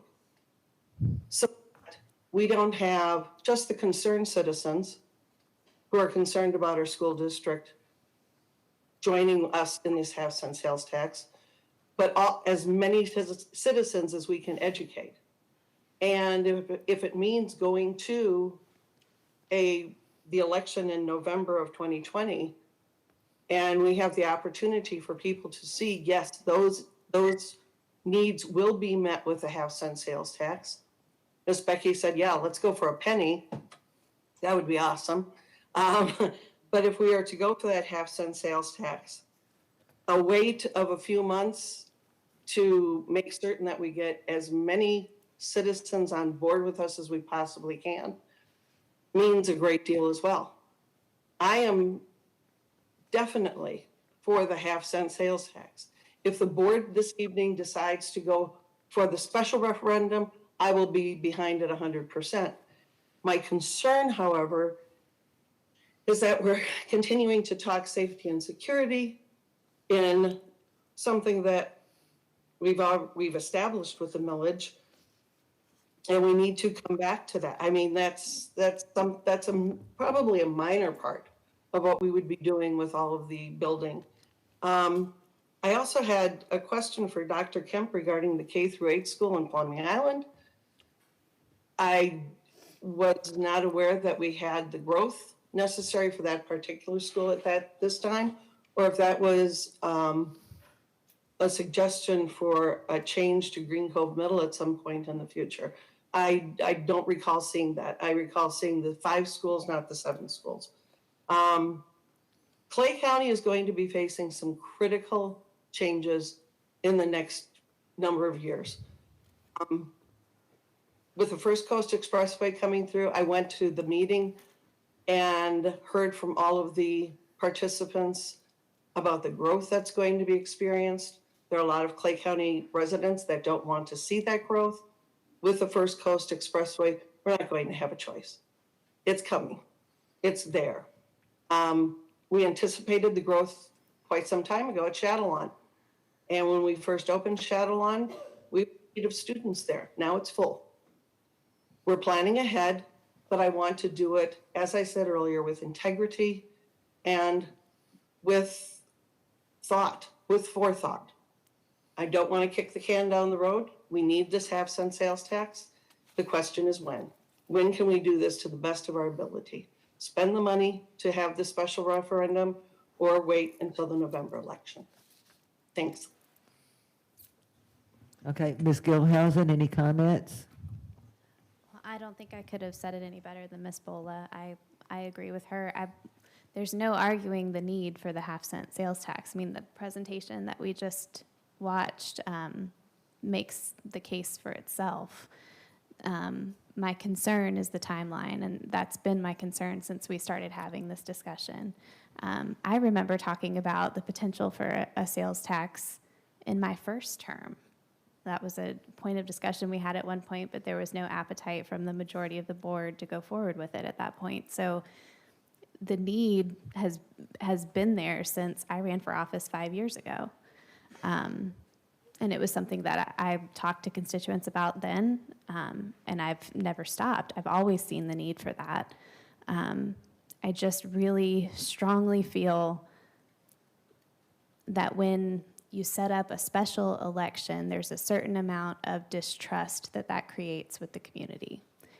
And I don't think that we have the capacity for that right now. As far as, I really think that we need to be working towards building that trust with our community and educating them on everything we just saw. I would love to see some town hall sessions, not just in our schools, but out in the community, showing them the need that's there and building the consensus before we go and ask for it formally at the ballot box. So that, my opinion hasn't changed. It's been consistent from when we talked about it at the workshop. So I'll just leave it at that. Ms. Stutter, can I add something before you speak? Yeah. I just wanted to clarify, a couple of speakers did say it, and Ms. Bola did also, about a full 1 cent going out on that. We can't do that. The max you can do is a half cent. So I just wanted to put that out there and clarify that. And just one other thing, we lost $625,000 earmarked for Coppergate Elementary also. We didn't even think of that one tonight, but just made me think of that. So anyway, I didn't mean to interrupt, but I wanted to add that in there. Thank you. I like being last. I So know. I can It's okay. hear what y'all say, and then I don't have to repeat a lot of it.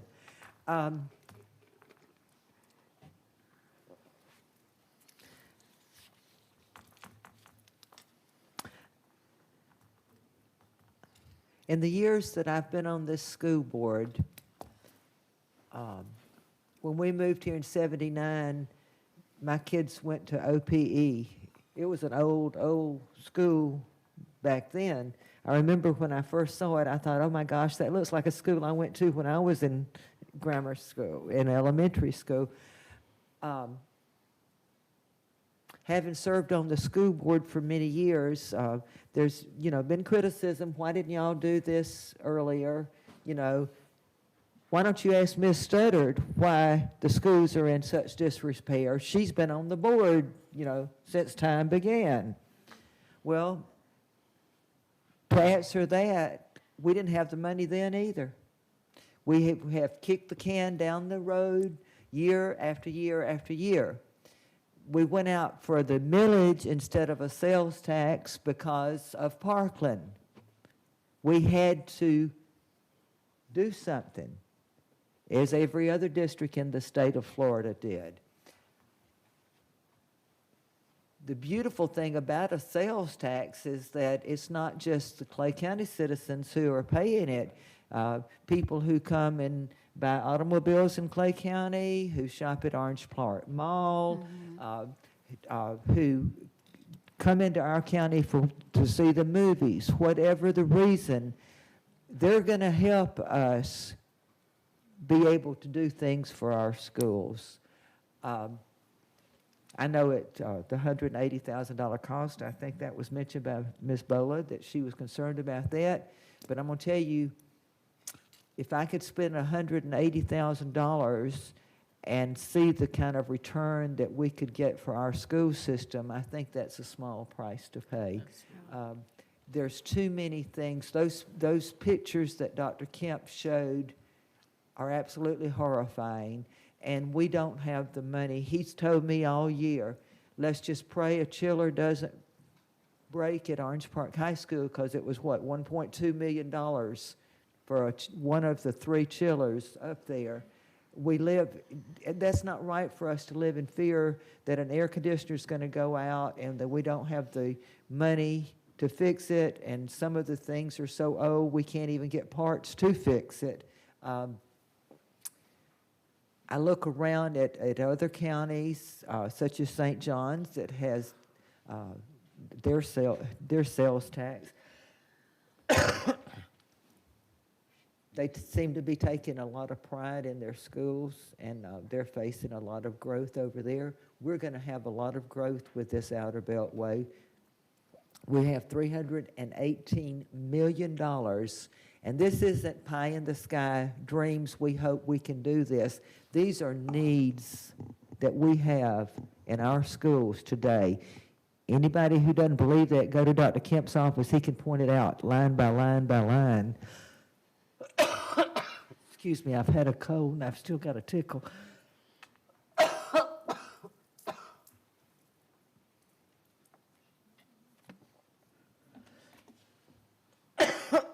With the Outer Beltway coming in and the new schools that are going to be needed,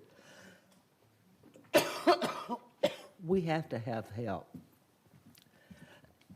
I can't talk anymore right now. Go back to you. I'll go ahead and talk for a bit.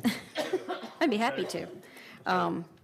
So some of the reasons that I had put together as to why I felt the sales tax was really important is supporting public education is supporting our children. We know, as Mrs. Studdard just said, we want to take pride in our schools. Buses were mentioned tonight. We'd like to have buses that all have air conditioning and video cameras in them, and we're working towards that. But there's always a constant turnover. I believe the shelf life on a bus is 10 years, and we may have pushed that to 12 years. If we could go back to the 10 years, that would be much better for us.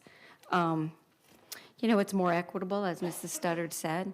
Everybody who shops in Clay County will pay that additional and support our schools instead of going to, you know, when we go to the outlet malls, we're supporting St. John's, their schools. So, and Mr. Davis, back to the Coppergate thing. The governor vetoed that $625,000 for the performing arts. $625,000. $695, I think. Yeah. Any update on, you know, what we're going to do about that? You know, that was, through the chair, that was additional funding that we were going to put into Coppergate to expand the visual performing arts from a structural standpoint. So right now we do have additional teachers going in for the 1920 school year. We'll have some visual performing arts offerings from our teachers before, during, or after school. And we will look at the facilities plan to see what we can do to address those needs to expose our children to those types of practices. However, that's funding that that we won't be able to have in order to create some real nice structural efforts to help our children, especially with equipment as well. So back to the drawing board. We're going to have some meetings next week or the next 2 weeks with the school choice office to see if there's additional grants to go out and seek. But, you know, it's unfortunate that it didn't get signed. But back to the drawing board, we won't give up, and we'll continue to hopefully expand that initiative for our children. Thank you. Yes, ma'am. Thank you. Well, did anybody have anything else they'd like to add? Ms. Bullock? Ms. Gilhousen? Ms. Bola? No? Ms. Studdard, you feeling better? I feel great. I just couldn't Sound get the bad, huh? tickle out of my throat. We got it. Keep talking. Give me a chance. Through the chair, Ms. Buller, we used your water for Mr. Studdard. Oh, thank you for the water, Mrs. Bowler. Yes, you're welcome. I noticed that, Mr. Davis, you owe me one. Yes, ma'am. Yes, ma'am. In the mail.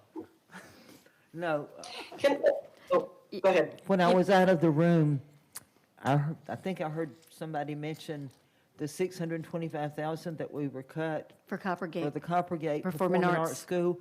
I had my heart set on that. I was so disappointed to see that the governor vetoed it.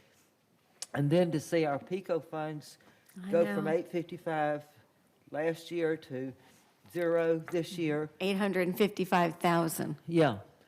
to 0.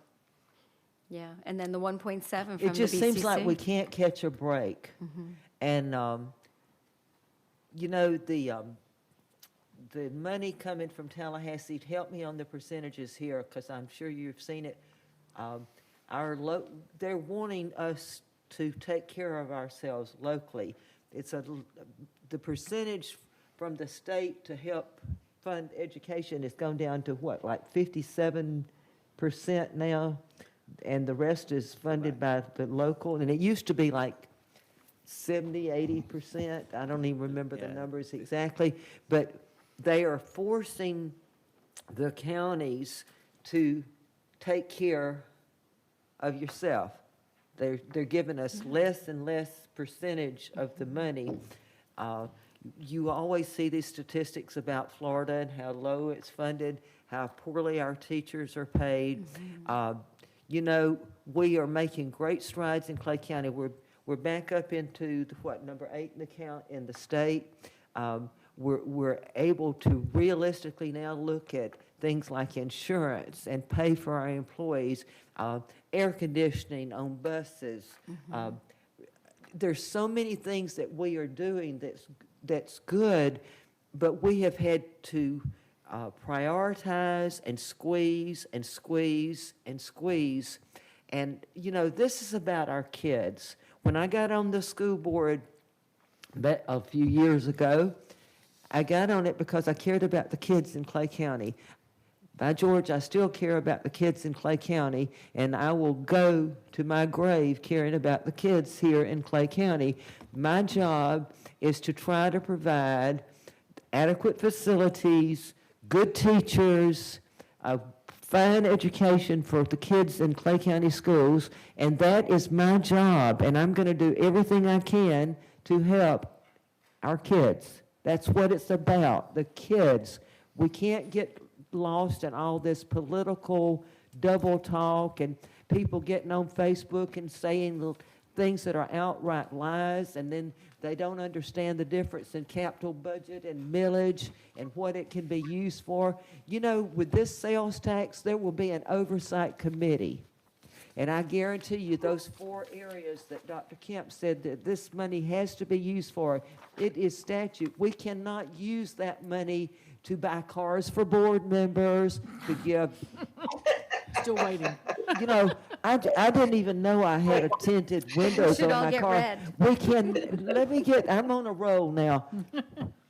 We cannot use this money for anything other than what it is stated in law that we must use it for. This oversight committee, if you don't trust us, go for it.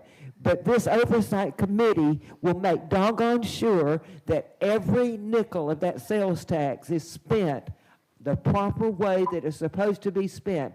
And as for that matter, the millage that we will be getting in, by George, every nickel will be accounted for. There is no money being wasted. And are you taking any trips anywhere soon? I mean, Through come the chair, on. no, ma'am. You know, we are your elected officials. We're here. Why are we here? For the We're children. here for the kids. We're here to try to have the best school district in the state of Florida, and we're going to keep fighting and working for it. So I'm done. I'm through. Miss Go for Miss it. Studdard, may I say one more thing? Yes. I started my career in Clay County at W.E. Cherry. I remember setting up all of the children to make a big 4-0 when we celebrated our 40th anniversary. The pride in the children at some of our oldest schools is incredibly strong.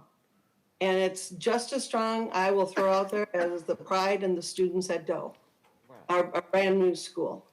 The money that we're talking about for Coppergate was going to be cream. That was going to help us build a school of the performing arts. And unfortunately, that's one of those things I don't mind putting off for another year to be able to think about it and replan and go to Tallahassee and keep asking for that money. That was a first attempt. Generally, when we ask them for money, it has to happen once or twice or 3 times in 3 years. The student pride in our community is huge. We would like to do whatever we can for those students. You are absolutely right. I'm going to go back, though, to this. I just have this strong feeling that the more we can educate people so that there aren't those misconceptions.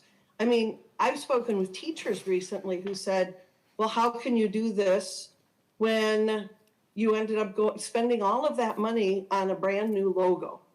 And I had to stop and say, wait a minute, wait. That money was donated specifically for advertising that logo and for replacing some of our things.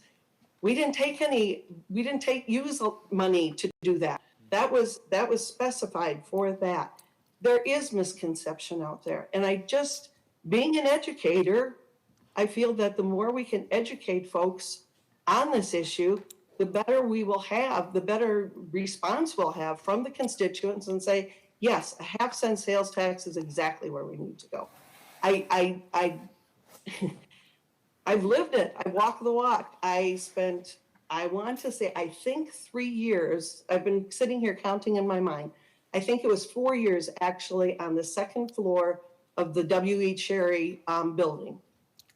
And every other year that I taught, I've been in a portable. And I've talked to each of you about what a lockdown in a portable is like. I've talked to each of you about what it's like being in a portable during a horrendous rainstorm or having heavy weather drills. And it's heavy weather. It's not good. I understand that. But those are the stories that need to get out, and those are the stories that need to educate the population as well. Just a thought. Thanks. Okay. If anyone else have any comments before we take a vote? I'm ready. Okay.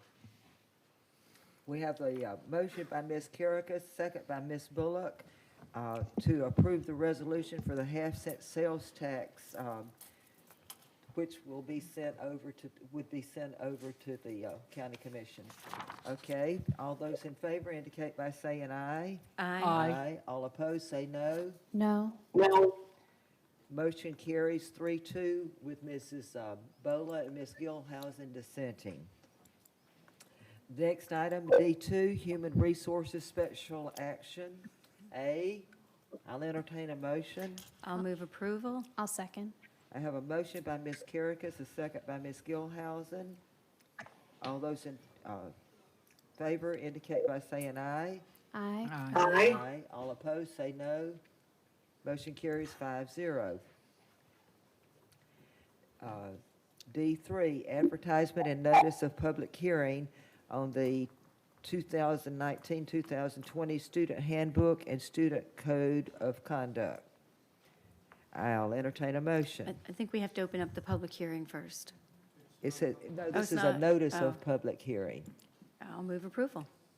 I'll second. I'll second it. Hey, Ms. Gilhousen, let's let Ms. Bowen That's second fine. it. I'll Okay. defer. Oh, thanks. Her I'm a feed- little bit late. Hey, your feed came in a little late, but I could see your lips moving. Okay, motion by Ms. Carricka, second by Ms. Bola. Any discussion? All those in favor indicate by saying aye. Aye. Aye. All opposed, say no. Motion carries 5-0. School Board Attorney, remark. I have a couple of things that I need to talk to you about just briefly before you get away from me. Number one, I have a resolution that needs to be signed. Okay. There was a vote that was 3-2 against passing the resolution and sending it over. There is still a choice to be made, even though you voted against the resolution, now that it's No, no, passed and has become. It was a 3 to 2 essentially- in 4. favor. We passed the resolution. I understand that, 3-2-4. Right. But there were 2 that voted against. Right. Even though they voted against it, my point is, Mrs. Studdard, you still can sign the resolution if you choose to, or you can refuse to sign it. So if I'm going to pass this around because it needs to be signed before you get away from me. Ms. Bola, if you choose to sign it, since you're not here and since this is going to the county commission tonight through the, I'm sending it myself. You can authorize Ms. Studdard to sign in your stead. She would sign your name by consent by Carol Studdards. But it's up to you to make that decision, and I just needed to pass that on. Can I tell you right now? Of course. Oh, if you would, please sign my name. Okay. When a board Then makes a I'll- decision. Ms. Studdard will And it's sign it. positive, oh, I Ms. was just. Studdard will sign it by consent. Yeah. Ms. Studdard, please sign it, my name, by consent.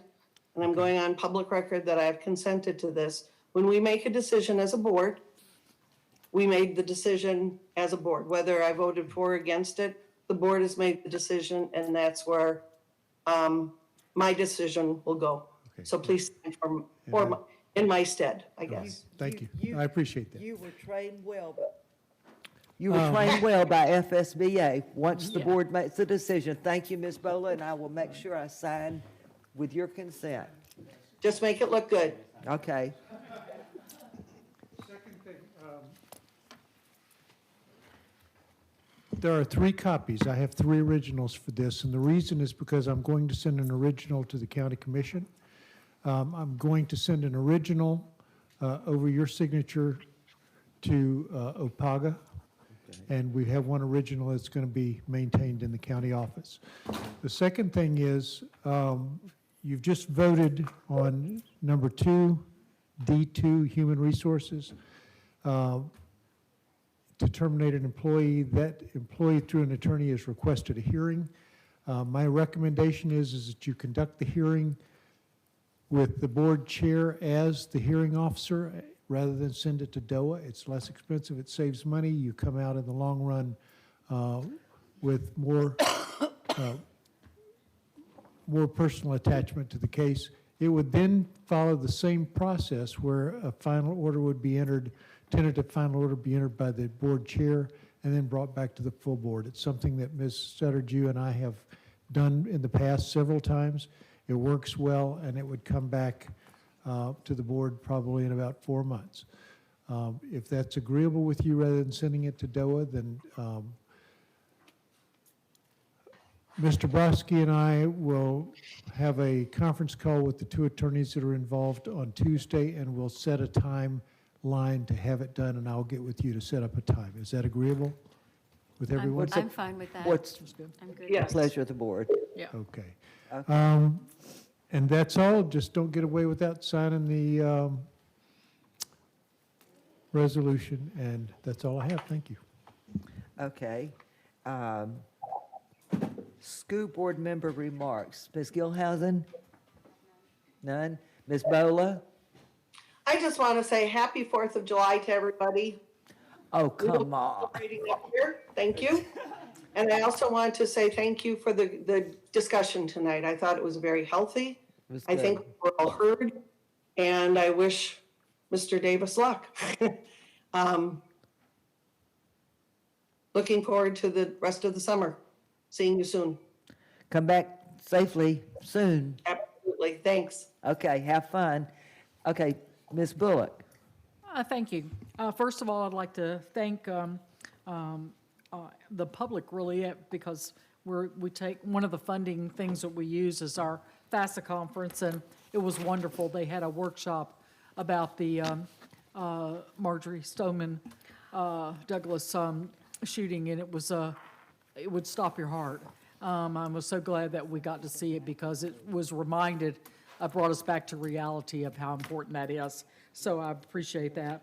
Also, I went to Special Olympics banquet, had a great time, and they are doing a fundraiser where you can actually sponsor a student for a certain amount, or you can sponsor a piece of equipment, all kinds of things. So I encourage you, I know a lot of you go to the Tip of Cop and all the different things for Special Olympics. I encourage you to help in their fundraiser with that. And finally, I'd like to thank AMI.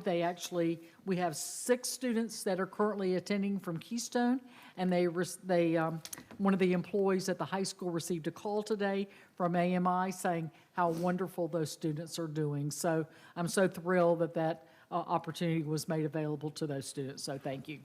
And I wish everybody a happy 4th of July. I wore my patriotic clothes today. At least it's not orange and blue. Or garnet and what is that, gray color, crimson and whatever that is. It is y'all. called crimson and white. Oh, is that darling. what it is? Okay. Ugly. Hey, football season's only about 60 days away. Can't wait. Okay, Ms. Karakis. I don't have very much. I just want to say, thank you to the community for listening to us. I'm excited that our board's moving forward with, going forward with the sales tax increase, because I'm so excited to think that we can finally start repairing some of these schools. And I just want to say thank you to the citizens. Please consider it when we get out there and advertise and market it. Please listen. If you have questions, call any of us. We'd be happy to answer. So just wish everybody a safe and happy summer. Thank you. Okay, so I guess it comes to me. I'm